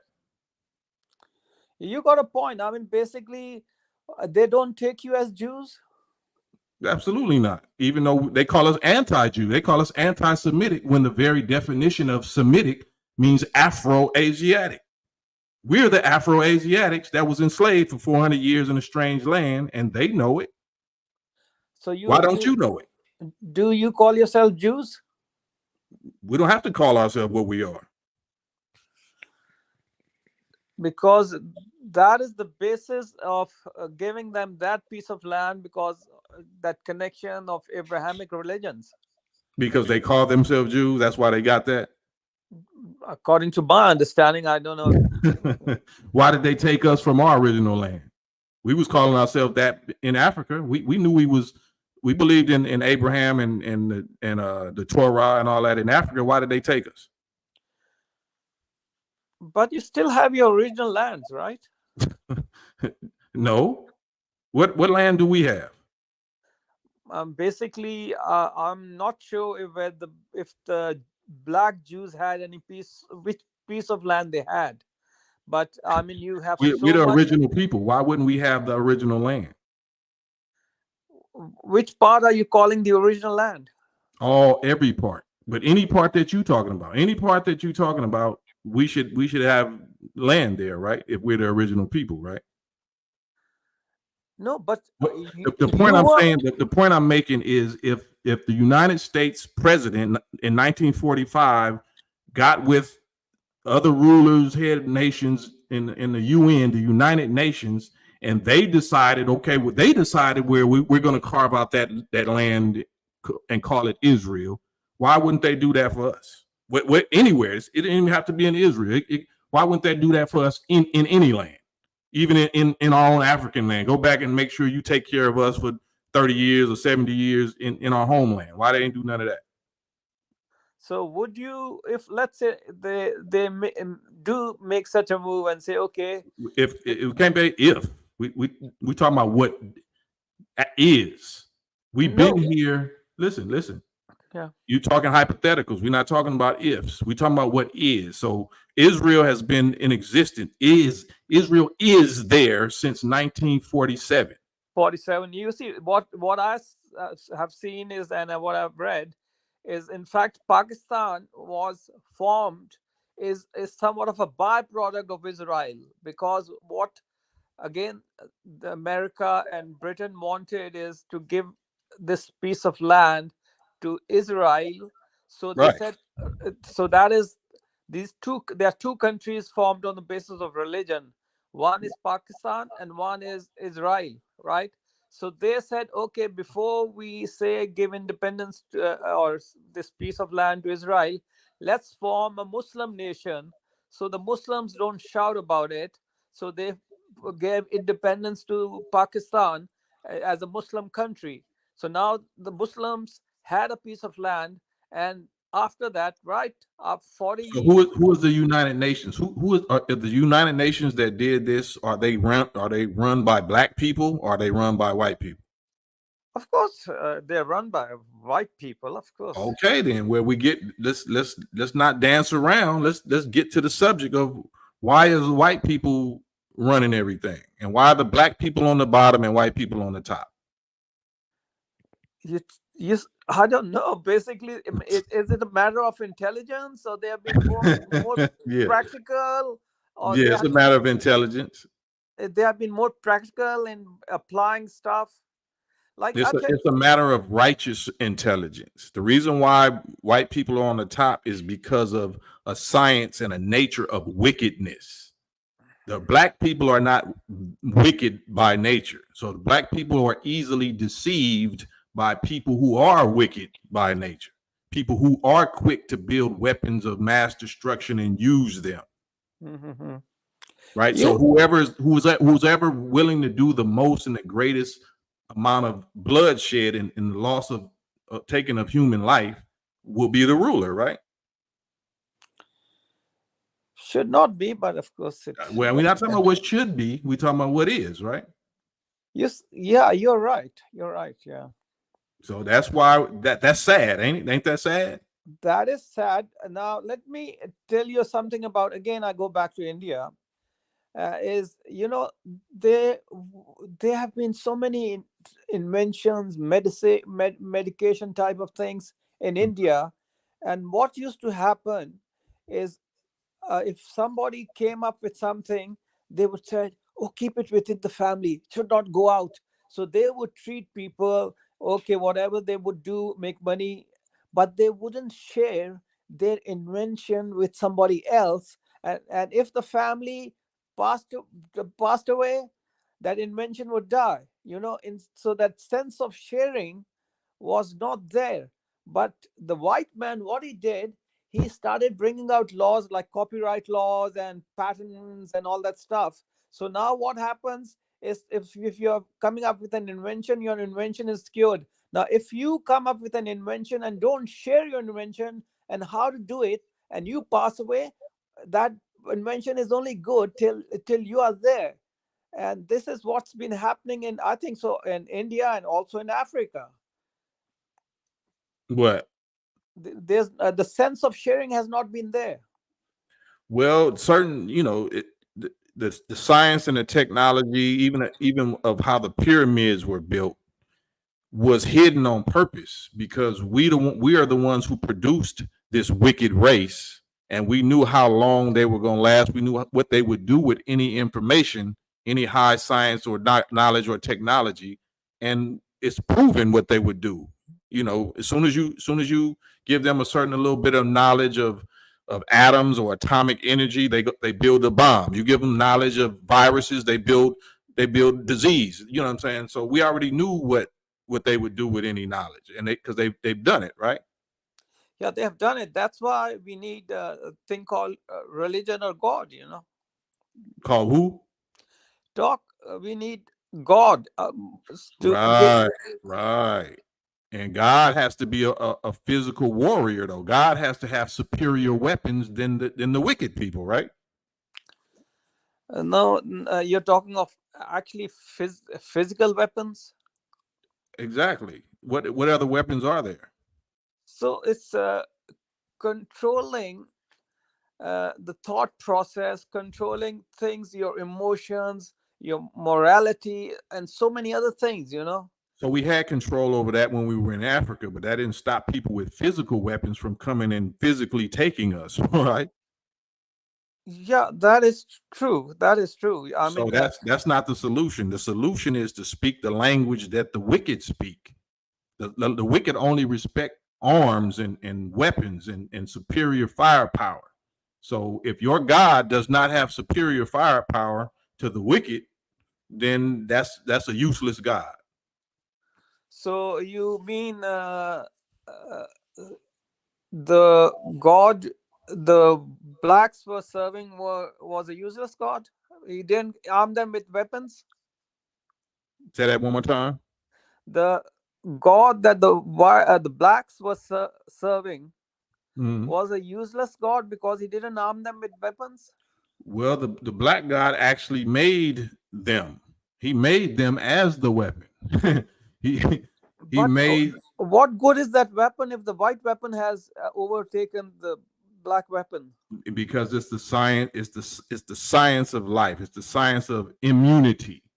So if you know anything about immunity or epidemiology, disease is the beauty and the brilliance and the marvelousness of the human creation, especially the original people, is any disease or virus or pathogen that you introduce into our system, it might wipe out a lot of people, but at the same time, it's going to produce an immunity or a resistance. It's going to produce an antibody yeah, I understand that. I know that. Right. Yeah. That's why we produced the devil race. We produced the devil race so we could quantum leap, so we can mutate in righteousness to conquer it, so we would never have to worry about it again.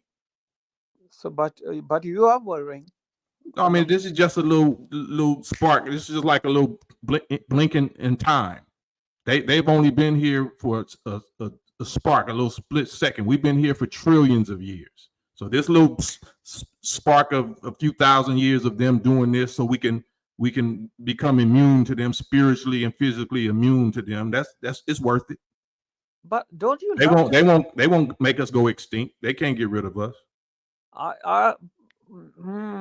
They, of course, they have already. They know that they can't get rid of the black guys, or why? Because they haven't been. If they were able to, I mean, it would have happened by now, right? But Or not? they're trying. That's the nature of a leech. The nature of a parasite or a leech is to live off of your host until the host gets you up. Once the host sees that you have attached onto them, and the host is smart enough to put fire on the leech. But until then, the leech has to hold on to you for dear life. It's either your life or the leech's life. That's the nature of a leech. So what I'm trying to find out, how do we somewhat take this? I see a factor of hate in you You said guys. hate? Yeah. That's natural. There's positive, hate, negative. That's just opposite forces, opposing forces. Why would you put emotion into it? Because you see, that is we live on emotions.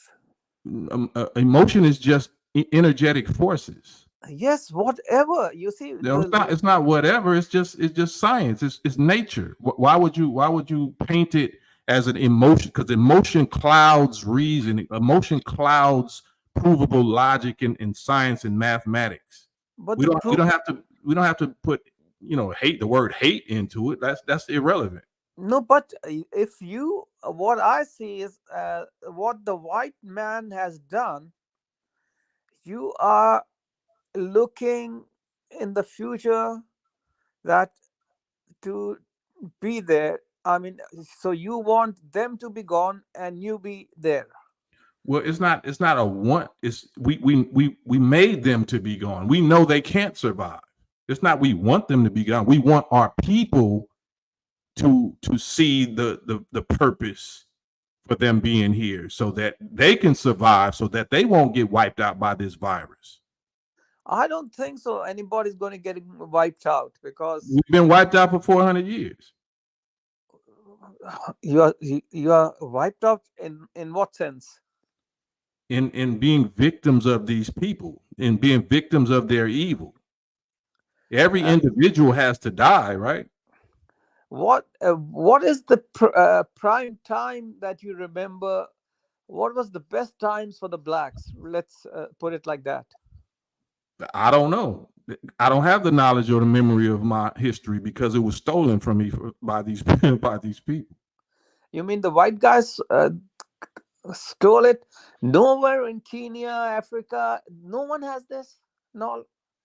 So if they had it, if it was that superior, then Africa would be ruling, right? Africa would be ruling the white people, right? But is there a possibility of how much value? What is the value of African knowledge if they're not knowledgeable enough to rule the people, the white people that's been destroying us in wickedness? What's the good of having that knowledge? Well, if so, who would you blame for not having that knowledge? Are you again going to blame the white guy? No, I told you, we blame us, meaning the original gods. The gods are not spooks and spirits. Gods are the people that genetically engineered and produced this white race in the first place for a reason, not to be emotional, but of course it would produce emotion for people that's victims of these people for 6,000 years, but we didn't have emotion in mind when we produced them. That was a necessary evil. It was a necessary operation that had to be done to purify ourselves and purge ourselves of that negative or wicked expression. If I mean, don't focus on the negatives all the time. What do you mean? Wouldn't you enjoy life more and say, okay, let's try to focus towards the positive? Can you see this? You see that? Yeah. So we wouldn't enjoy none of the electric devices and technology if we don't focus on the negative. That's childish. Your car wouldn't start. You know what I'm saying? If you didn't have a positive and there's negative. a negative and there's a positive. I understand that. Right. So why would you say don't focus on the negative when? No, because you see, if you if one keeps focusing on the negatives, even in a daily walk of life, you would be, always, you won't enjoy life. You won't be That's happy. false. That's false. Any mathematician, any scientist, physicist knows that negative plus negative equals just 2 negative, but negative times negative, you multiply the negative, or what you multiply evil. What is it going to produce? More evil, of course. No, what is in mathematics? What is negative times negative? Positive, of course. Positive, right? That's not emotion. That's provable mathematical natural law. Okay. But you're calling it feelings and emotions, like we can't focus on that. No, any wise scientist is gonna do the opposite of your give feelings. me a proof of you taking two negatives with your case scenario and making it positive. Right. You said give you proof? Yeah. You're talking to one of the proofs. You're talking to a multiplication of centuries of the worst negative in the annals of human history, the experience of the descendants of slaves of North America. Okay, but so again, I mean, I can't, because you have gone through this. So for me to say, I can't really understand totally the feeling you have gone through. It's not a feeling. We're not talking feelings. No, basically, and at the end of the day, it becomes feelings because the past is done. No. That's incorrect. We think. We think. We don't have to feel. We think. Like if I put data in a book, the words are not feelings. The words are raw data. It's information. It's data. You can feel how you want to feel about the data, but the information is not feelings. Now, you were talking of music. What does music, basically affect most? Your feelings, right? Yes, but this is not music. We're talking about a whole different subject. No, I understand. What I'm trying to say is, at the end of the day, it's all about feeling. I'd say. So you work all day and come home at night because you feel good, though you suffer. You know what I feel good about? Mhm. Eliminating my enemies. I feel good about the righteous warfare against these wicked people. That makes me feel good. Well, I'll tell you. Eliminate disease makes me feel good. Okay, I mean, so you take them as disease, all of them. You know the definition of disease? Dis-ease, illness, Yeah. ailment. This people is not a dis-ease. Now, let me ask: are there any areas in this world where you don't have this disease you're talking of? Say that again. Is there any area on this earth where you don't have the disease you are talking of? I'm sure there is, but I'm not there. I'm where the disease is. What is the condition of those people where this disease is not there? That's called a holy circle. That's the people that have the knowledge and the science of and the technology and engineering of the pyramids and the UFOs and all of that type of stuff. They're not affected by the disease. Oh, you're talking of. I mean, this is a totally. It's in this world. It's a totally different world, right? No, it's the same world. It's the same planet. It's the same oxygen we breathe. It's the same people. And anyone who has captured, like I said, one of the biggest contributors of today's technology. One of the biggest contributors to today's technology is one thing, I think so. I mean, there are other things attached to it, but this one thing is called the lens. It has made us possible to go and see outer space. You said the lens, like an eye lens? The lens, yeah. Right. It's the lens through the lens we have been able to go deep down in the sea, space, everywhere. Is there any lens that has reached the area which you are talking of? Absolutely. Has anybody captured anything? Captured? What do you mean? I mean, through the lens, we are able to capture images of various areas and all the other stuff. You talking about like UFOs? What do you mean? Yeah, basically, somebody who has actually seen this and captured the people of the pyramids on this earth. Yes, absolutely. You're talking you're talking to one of them right now, but I'm just saying the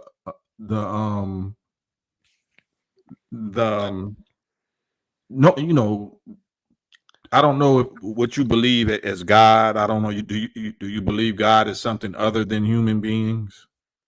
You see, I say, look, God.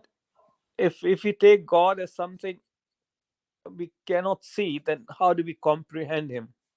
So Yeah, I'm just asking you. Do you think God is a man or something else? A human? Do you think God is something other than human? there is, of course, some force which is beyond us, even No, beyond you're not human. answering my question. Just answer me straight. Do you think God is something other than human? God is other than human. Yeah, I would say. Is other than human? Not when I say other than human, it's human. The reason we are human is because somewhere God wants us in Him. In that sense, Somewhere. So why is God such undescribable or unprovable to you? because if we like, let's give it a religious touch over here, right? Now let's talk of Bible over here. Now in Genesis, you see it starts with uh, that the Spirit of God was hovering over the waters. So are you Christian at all? I am.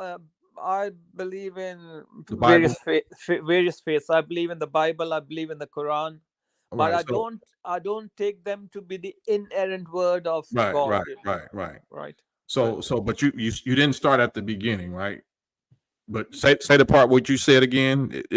The spirit of the spirit moved on the waters and Yeah, like face. according to the Bible, the Spirit of God was hovering over the waters.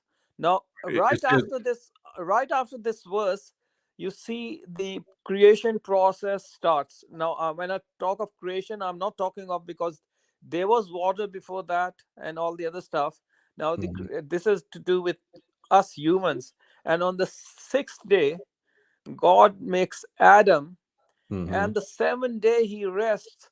Why does he rest? Because that hovering spirit now has a body to rest in, and that is the body of Adam. Now, God, that spirit, is in us, and now God is without us. When we come to humans, He wants to be in us. So And he didn't have a. You saying he didn't have a body, a human body before Adam? He didn't have a human body before Adam. Yeah, that's Where what. does it say that in the Bible? Well, if as far as we know that he created Adam and then rested, and it was a spirit of, because the No, spirit no. was, Where does it say that in the Bible? Not what you're imagining or you're making up. Where does it say that in the Bible? where does it say that he had one? Well, in the beginning it says let us before you said before he had a body, right? You said the Let us Bible make said man in this, our own image. listen. Before you said, you know, before Adam, you said God didn't have a body. So now I'm telling you that God in the Bible says, let us, plural, let us make man in our plural image and after our plural likeness, right? Mm-hmm. So in order for us to have an image, he had to have an image. In order for us to be like we are, he had to be like he is. So And it how can, says God made man in his own image. So right, this, that means he yeah. was physical. Mm. That image means you're physical, right? Right. So, So he had a body, and then we're made after his body. We have a body that looks like his body, right? right. So he had a body, so he was physical. What was that? A flesh? He has a flesh. What other body? If we're like him, that it says after his likeness. Yeah, I mean, basically, okay, because that is a body which is, which does not rot, does not. No, it don't say that. It don't say that nowhere. So the God body of created death. God created rot and decay. no, his body. I'm saying his body. His body is, you're talking about individual body, right? So look at your cells. Like, so, you know, a lot of Indian people that I know are into neurology. They're into really biology, science, and stuff like that. So your body is full of cells, billions and billions of individual Billions of cells, cells, yeah. right? That have their own individual intelligence. They have their own individual nucleus and cytoplasm and all of that, right? Individual cells, Yeah. skin cells and everything. So the same cells that you had when you was a newborn baby, you don't have those cells anymore. They died off and they shed. But before they died and shed, they transferred the data to the new cells, and then they died and shed it off, and you never felt it. You never felt it, right?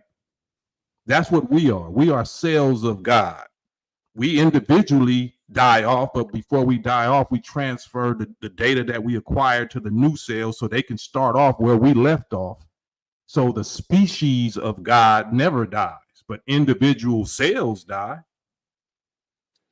Species of God. God is a species.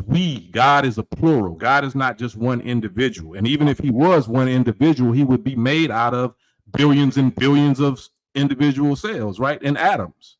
Because it takes atoms to make up molecules. It takes molecules to make up elements. It takes elements to make up organs, right? Okay, basically, where was this body, the we body?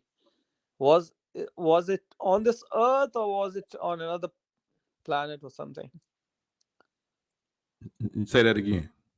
Because when they said, "Let us make man in our own image," let us, right? So that us factor, where was it? It was residing here on Earth. On Earth? Yes. Okay. So it was here on Earth. That's what he said, you know. And the atom that was made was not the God's people. The God's people that he was saying us to, that he was speaking to, they were already here. Those are the Aboriginal, original God nation people that were already here. Those are the black people. Indians are black people. The original Indians are black people. Native Americans are black people. Africans are black people. He's talking to the original people, and the atom that he's the new people that he's making is the white race. Adam is the white race. It's not the first human being. It's the first white human being, Caucasian human being. Who's making these changes? Who's making what changes? To make the black white. I don't understand. Who brought the white people out of us? The genetic changes. Jacob or Jacob was called Jacob or Jacob in the Bible, or John the Revelator, because that's mixed up. The Bible is tampered with. So Jacob, Israel, and John the Revelator are all mixed up as the same character. But the long story short, when the Bible talks about the speckled cow and the speckled, you know, and you grafting that out, you breeding it out, that's talking about human beings, what we did, the genetic breeding, the selective breeding process that the original people, the original God people went through to produce the white race. Mm-hmm.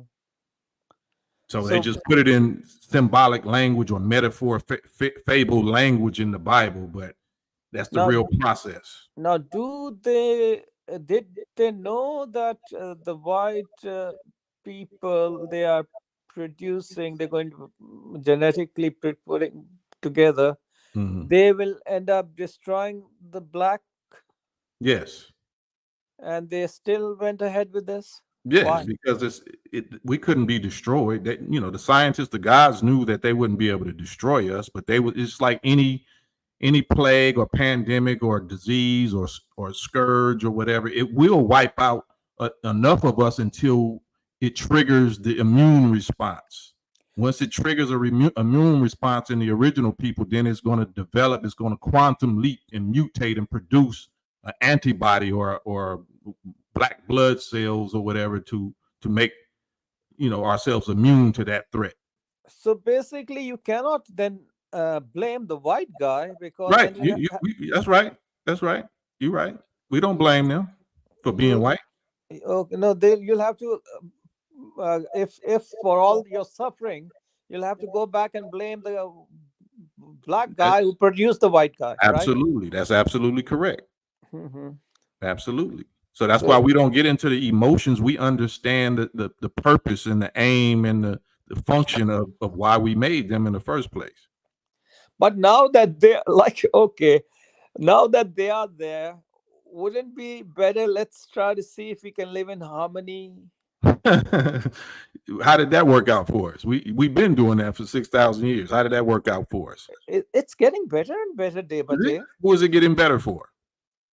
I think so for everyone. I mean, I want to now. You will go back to the times of the pyramids. I'm not going there. I'm talking of the last 100 years or maybe 200 So the years. last 100 years weren't the worst suffering and weapons of mass destruction and viral weapons and anarchy and chaos. And so you saying the last 100 years were good for the planet? No, it's for your journally it was for good. So what makes a government or a continent, what makes them a superpower? You see, What qualifies them as being a superpower? Of course, they have ammunition makes them superpower. You're What right. type of ammunition? Of weapons of mass destruction. Give me an example. The greatest one, the biggest one. India has it. Atomic bomb, nuclear bombs, and all the other stuff. Right. So the so-called peace is based on that, right? Yeah. Is that peace? You know, this is you remind me of when I was in school. We were given an assignment to write a poem, and I wrote a poem on peace, and it went like this: I've heard the word peace, but it comes after war. When nations find nations, when love is lost, when human life has no costs, when nations suffer heavy loss. Some fight for land, some fight for religion, some fight for integrity, some fight for position. But to gain power is everyone's mission. Peace is but a secondary addition. All these powers that shout peace, peace are but wolves in the skin of sheep. They say we'll help you and put you in hell. They say we'll free you and put you in a cell. They have no church, but they ring church bells. Will man live in peace? Only time will tell. Man, that's beautiful, bro. That's bars right there. I gotta give you your, so you understand or overstand exactly what my position is. I do understand your position. I do. You don't have to agree. I know you don't necessarily agree with it because your idea of hope is different than mine. Yeah, but again, you know, like I'm again from Pakistan, but I've been gifted to write poems and other stuff, right? And the one I shared with you, I wrote this, I think so, when I was 12 or 13, right? So, and on hope, you brought up hope. What we live on is hope. It is hope that keeps us alive. It is hope that makes us go on. It is hope that gives us life. A doctor treats his patient, hoping him to revive. It is hope that makes us work. It is hope that gives us life. Two hearts beat for each other, hoping to meet sometime. They go on where hope takes them. It is hope that unites. So, I mean, I don't remember the other part. So that's beautiful. That's beautiful. And there's nothing wrong with hope. It's we have to acknowledge where we are and what time it is that we're living in. We're, like it or not, we are creatures of war, and war does not mean violence or bloodshed. War just means struggle. The nature of human beings, the nature of life itself is struggle. Struggle is not bad. Struggle is what gives us muscles. Struggle is what grows us. The pain, that the sensation that exists that the God created called pain, all of that is a gift, but it's a part of the struggle and the war, right? So the hope produces warriors. Hope. You know what I'm saying? If I'm oppressed or whatever, and I'm praying and I'm yearning, that those thoughts and those signals and you know that spirit of that is gonna go into some woman's womb, it's gonna go into my mother's womb or your mother's womb, or it's gonna go into the atmosphere, and somebody is gonna be able to pull it down and be inspired by it, and it's gonna produce people like us. We are the product of hope. I get it. We are. So what's your hope? I hope for success and victory against our enemies.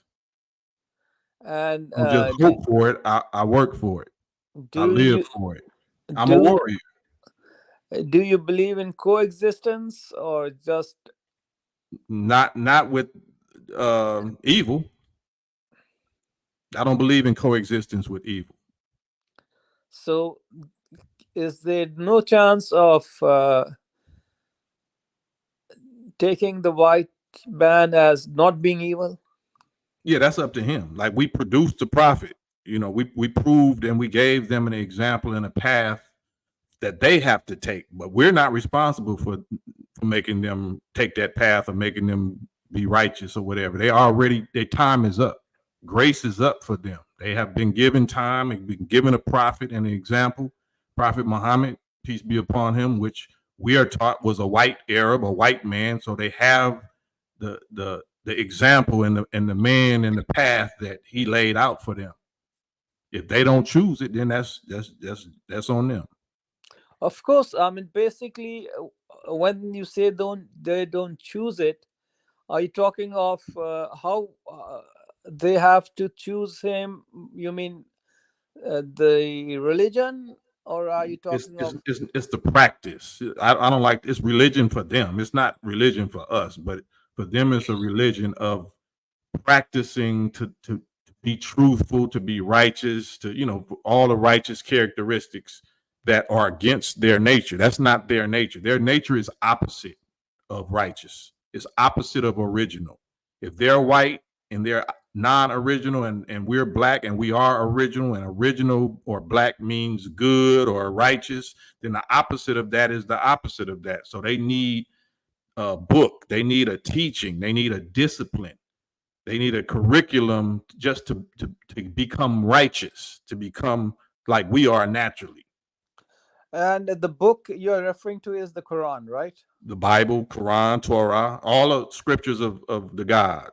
Oh, beautiful. I love that, because that is actually my mission, you can call it, to somehow bring at least to start with the Muslims and the Christians closer. Right. And that's beautiful. That's beautiful. And that's why I call myself love is my religion. Right.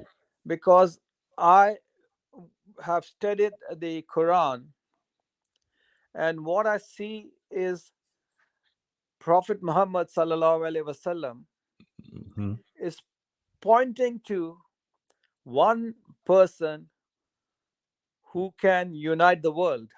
Right. And you know who is pointing to? Who? Jesus Christ. I believe that. He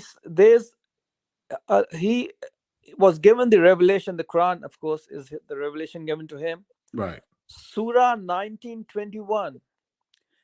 There's a decree, and a decree is something that is a must to follow. When a state issues a decree, right, everybody has to follow, right? Right. So there's a decree in Surah 19:21 which states, "We appoint him, Jesus, as a sign unto men, that's and right, a mercy from us. It is a matter decreed." That's right. So if it has been decreed, and this decree was revealed to the Prophet Muhammad, what is it telling us? To follow who? Right. It's telling us to follow the Messiah, which is they call Isa, but we Isa. know him as Jesus. We know him as Jesus. And then we have places where it says in Surah 50. Now, I was in Dubai. Let me give you an incident of Dubai. So I used to drive a Pajero there, and I had this Quranic verse on my Pajero. And it was a verse, Surah 57, verse 27. It read, God placed in the hearts of those who followed Jesus compassion and mercy. Surah 57, verse 27. Right. I had this, and finally, people used to ask me, what is this? I said, this is a verse from your Quran. Right. And this, right? So finally, the Uqaf committee, the religious body, Right. they stopped me at a red light. I'm at the red light. They come, they say, out. I said, what happened? Out. What is this? I said, it says Surah 57, verse 27. It's a verse from the Quran. They said, yeah, you have to take it down. I said, why? Because you cannot promote Jesus here. Where was this? This is in Dubai. Oh, that's false. That's wrong. Right. Actually, let me correct myself. It is a place next to Dubai, because people living in Dubai, they are living in Sharjah. You know Sharjah? Have you heard of Sharjah? No. It's basically, no one knows that, but it's the residential area of Dubai, but it's a state by itself. Oh, okay. People who work in Dubai usually live in Sharjah because it's cheaper to live there. Yeah. It's the area is better and all the other stuff. So this happened in Dubai, and the Kaf committee went after me. I said, no, I'm not removing this verse, because if I take it down, you're going to put me in. I took a Quranic verse down. If you have objection, you can take it down yourself. Which they did. So what happened? What wound up happening? So you saying that to say that they claim Islam in Dubai, but then they really don't accept Isa? They don't. This is the problem with all the Islamic world. Though the Quran is projecting Jesus to be the Messiah of mankind, but you hardly see them talk about it. And this is an incident which I'm telling you happened to me. No, I believe you. The incident I'm talking is, they are objecting to a verse displayed because it says God placed. I had put it exactly. I didn't do anything, because I would be in a bigger trouble if I do that. Right. God placed in the hearts of those who followed Jesus compassion and mercy. Right. Right. And then the decree says it is a matter decreed. And they are objecting to it. Take it down. We don't want you to promote Jesus here. So they don't want you to promote Christianity or Jesus? They didn't say Christianity. The word exactly he used, we don't want you to promote Jesus here. Yeah. Right? That's crazy. And so basically, and this is what I also find on various channels I go to. As soon as I start sharing these verses of the Quran, people get triggered. So do they not acknowledge? Okay, do they not acknowledge that the Messiah is greater than the prophet? No, the Sunni Muslims, they would not acknowledge that. Man, that's incredible. Because and it's no disrespect. It's not taking nothing from the prophet, but clearly Messiah is greater than all prophets, right? Exactly. In fact, I love the prophet. You know why? Right. Because whatever I'm sharing with you just now was revealed to him. Right. And he, in fact, there's a verse in the Quran, in Surah, I say he's such an honest individual. He says in Surah 46:9, Surah 46:9, to his people, I do not know. I'm just a messenger. I do not know what will happen to me or to you. Right. Right? But on the other hand, he says in Surah 3:55, all who follow Jesus will be superior till resurrection day. Right. Now, how clear can he be?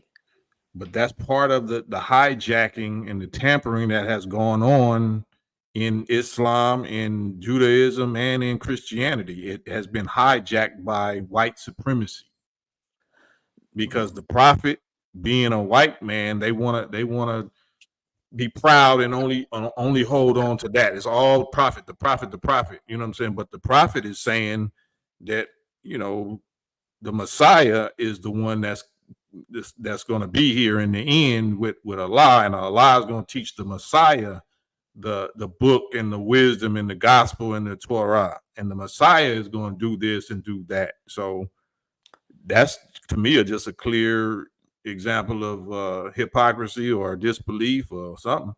And that's exactly what I do. Is I try to say, I say, look, I'm not here to convert anybody to Christianity, and on Christian channels I say I'm not here to convert anybody to Islam, because if we say there is a God, he is not interested in labels, Right. whether you carry a Muslim label or a Christian label.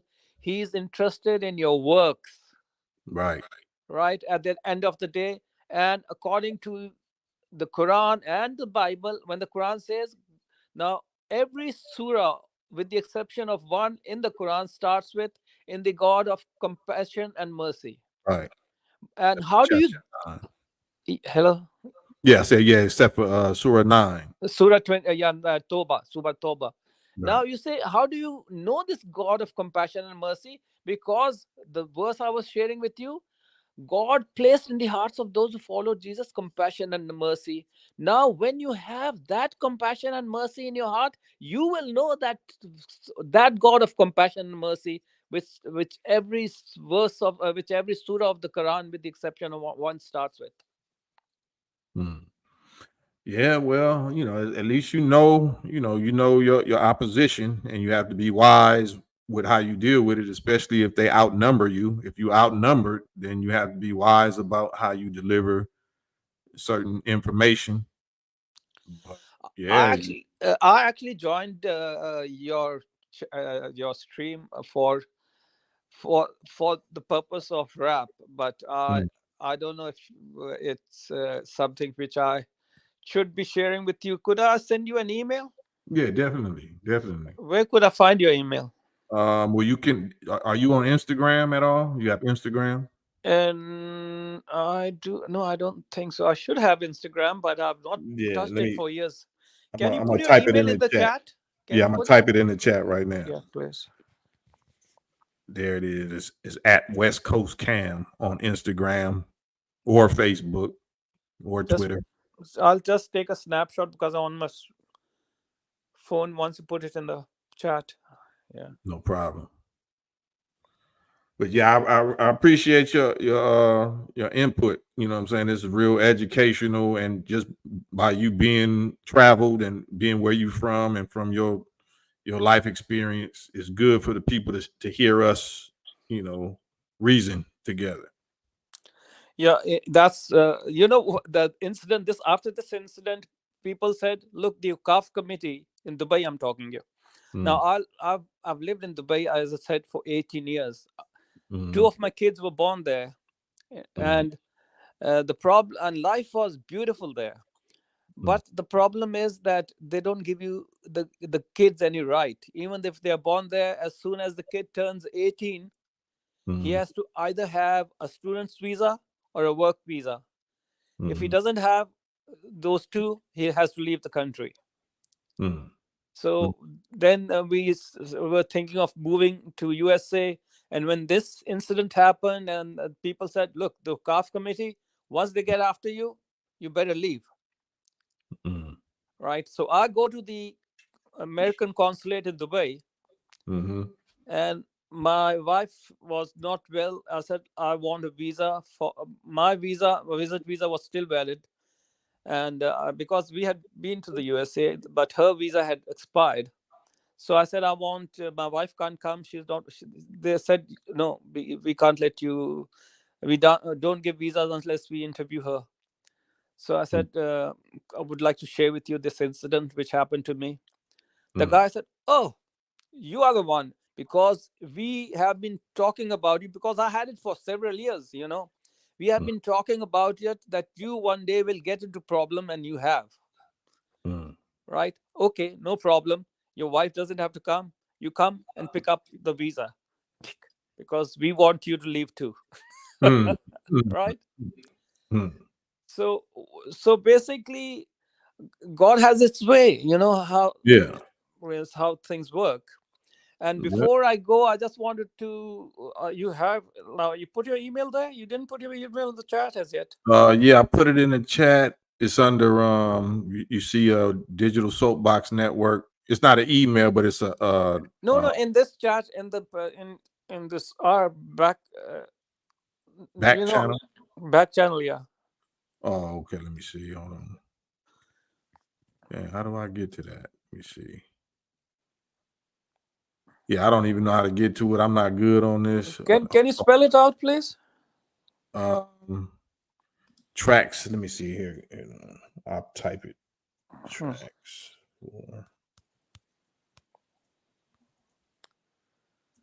Tracks for KAM. TRAX.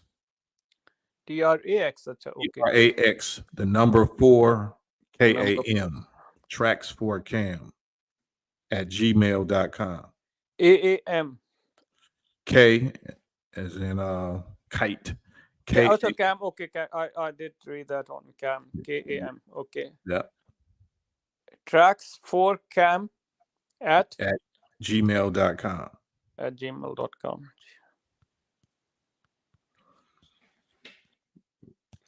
Anything you want to shout out? Any business or anything online that we can support? Not at this stage, but I'm coming up with an educational tool, which is unique. I mean, I somewhat invented it. So very soon I'll be. Whenever you're ready, you got an open door policy. You're welcome, man. Just get on. Let me know. And your name? Your name? KAM. KAM. Okay, KAM is your name. Okay, KAM. Yes. KAM. Okay, KAM, I've got you. Let me take a photograph of this. And thank you for all this time. Before I go, I just wanted to share with you, and that would be a goodbye from me. Again, I'll just sing it.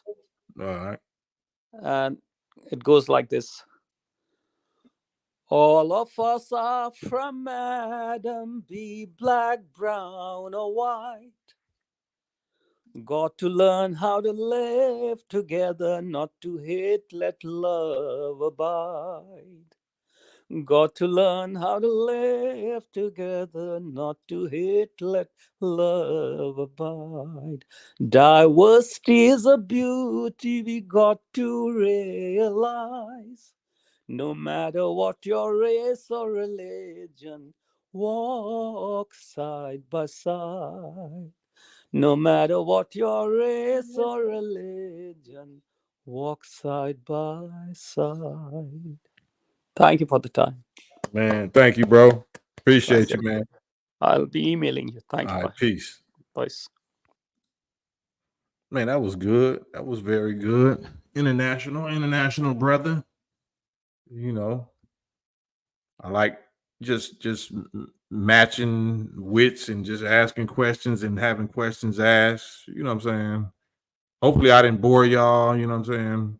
But I kind of wanted to show how, Joseph have a coat of many colors and we can find common ground to relate on. So just the fact that bro was a poet, you know what I'm saying? A player from the Himalayas, a poet, and it. So he was already speaking the universal language. So I kind of sensed, he'd be saying feelings, but I like to say sense. I sensed something about his mind or his frequency that, I want to just keep him on, and it proved to be correct. So salute to the bro from India. And hopefully, like I said, I ain't I ain't boring y'all, because I didn't think it was boring. I thought it was real valuable. But you know, this live been going on for like almost 3 hours, so I'm gonna chop it up. I ain't just gonna put this whole 3 hours on there, and I'm sure some other stuff got said that they could strike my bro page, folks. So I ain't gonna be able to put this right up. I'm gonna have to listen to it and chop it up. But I ain't gonna get off right now. I got gonna stay on here 10 more minutes. So if anybody want to hop on here with me, shout out your business, or just give your thoughts or comments or questions about what you've seen or heard so far, you're welcome to do it. You know,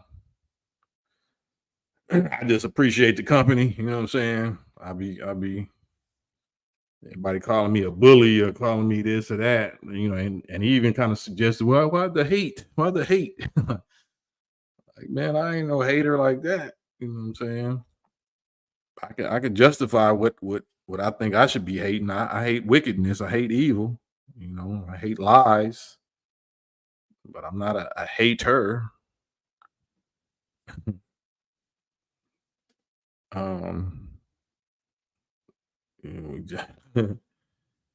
But yeah, man, y'all keep me company. Hopefully, I'm keeping y'all company. Hopefully, my company or companionship as your brother. You know what I'm saying? It's something that help us deal with the day-to-day BS. As long as y'all know y'all not alone. I'm struggling right there with you, but we not foolish struggling. We not idiot struggling. We struggling with trying to stay righteous, striving to stay righteous when it's so easy to do wrong. It's so easy to turn up and do something that we know that'll cost us or cost our loved ones. So hopefully I can keep y'all company and occupied instead of doing that weak, thing, that dirt or that whatever that you might do if you got too much spare time.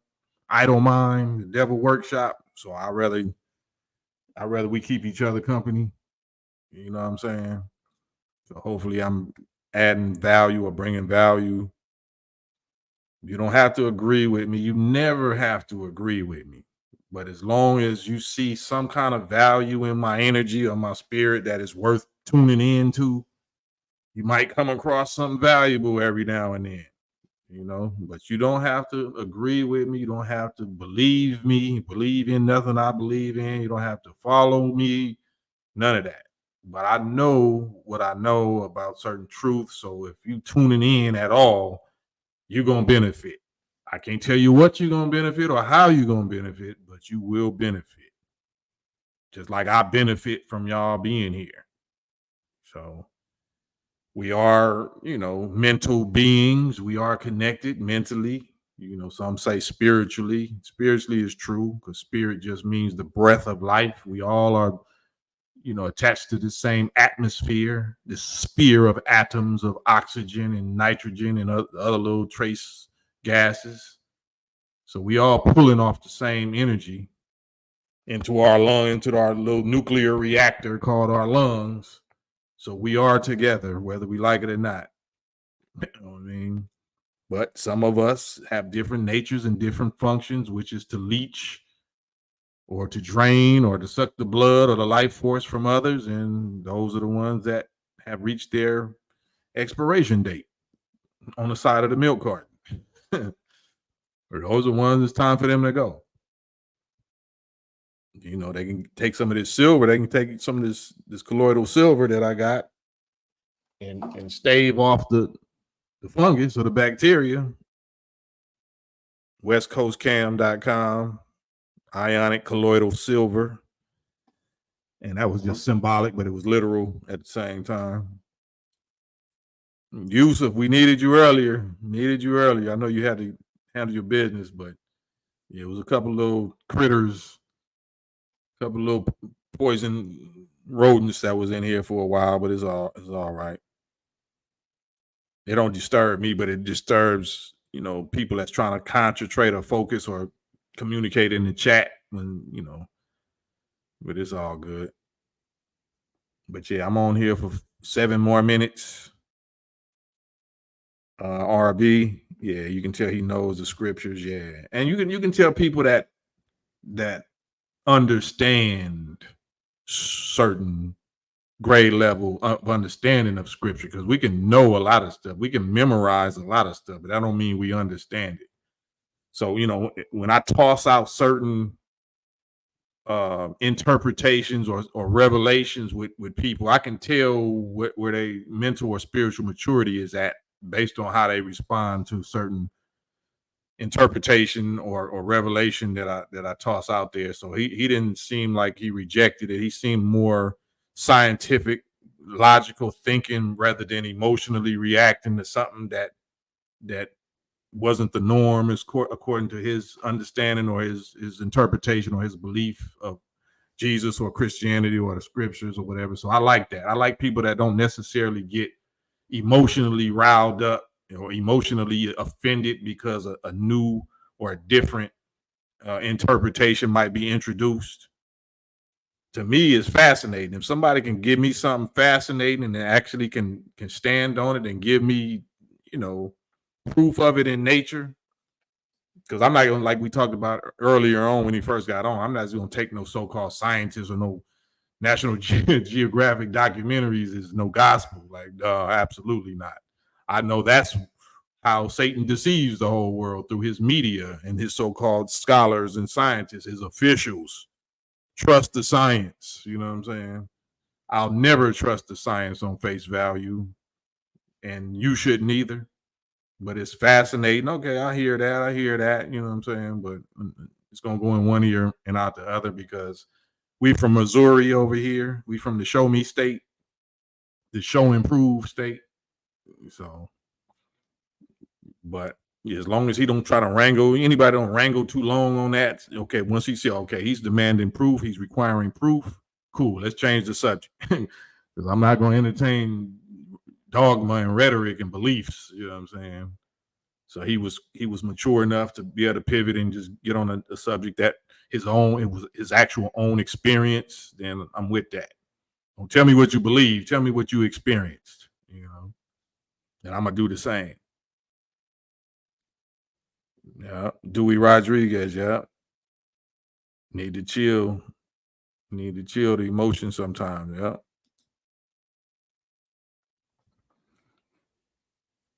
Yeah. Be brave. Faith without work is zero goose eggs. Worthless. Yeah. But you know, I don't get into dogma. You know what I'm saying? I see that y'all responding to each other on that. But hopefully, again, you know what I'm saying, my company is valuable enough for y'all to tune in. I know I'll be talking long, but hopefully y'all got something else y'all doing. Y'all might be cooking or folding clothes or trying to sleep. You know what I'm saying? So hopefully my energy is agreeable enough to y'all don't feel like it give you a headache or make you feel stressed out. You know, hopefully you be able to relax and fall asleep to my energy or you know what I'm saying, my spirit. You know, at least my daughter do. You know what I'm saying? My wife and my daughter. So I don't think they crazy. I don't think they hoodwinked, brainwashed. I think they pretty pure. So if my spirit is agreeable to them, then I think it can be agreeable to y'all. But shit, I got germs though. I got some hypocrite germs up in here though. There's some hypocrite stuff going on up in here, and I'll be the first to tell you. So don't look at me like I'm holy. I might get used by the Holy Spirit, you know what I'm saying? But it'll go right back to hypocrite like Debo when he gone. When it's gone, I'll be back sinning.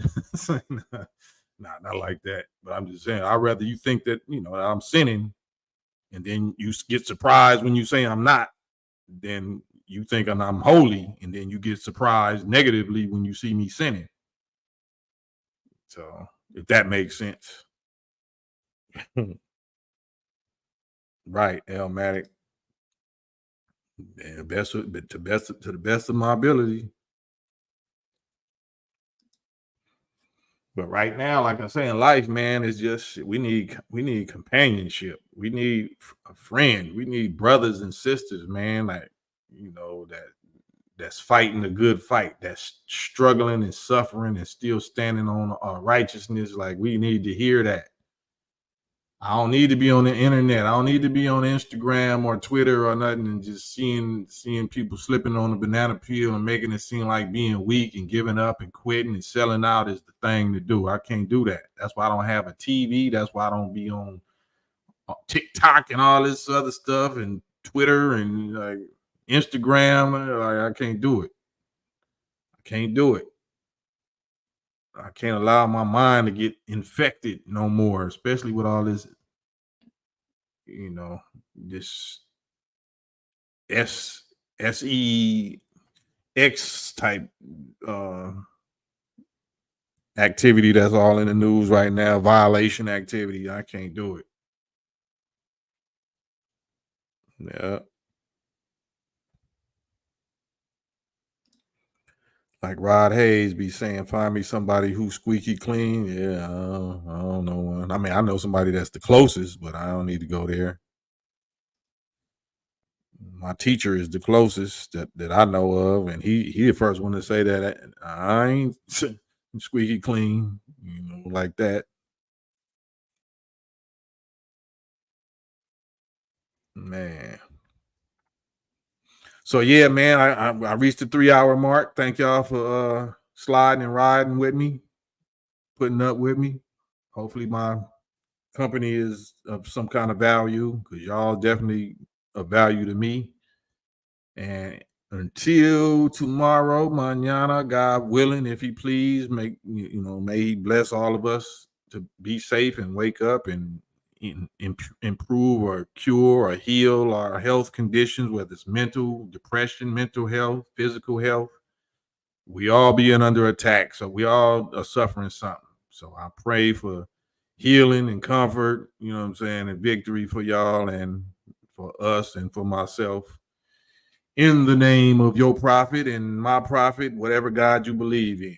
Peace and blessings, the campaign trail, but no pain, no gain. Salute. Love.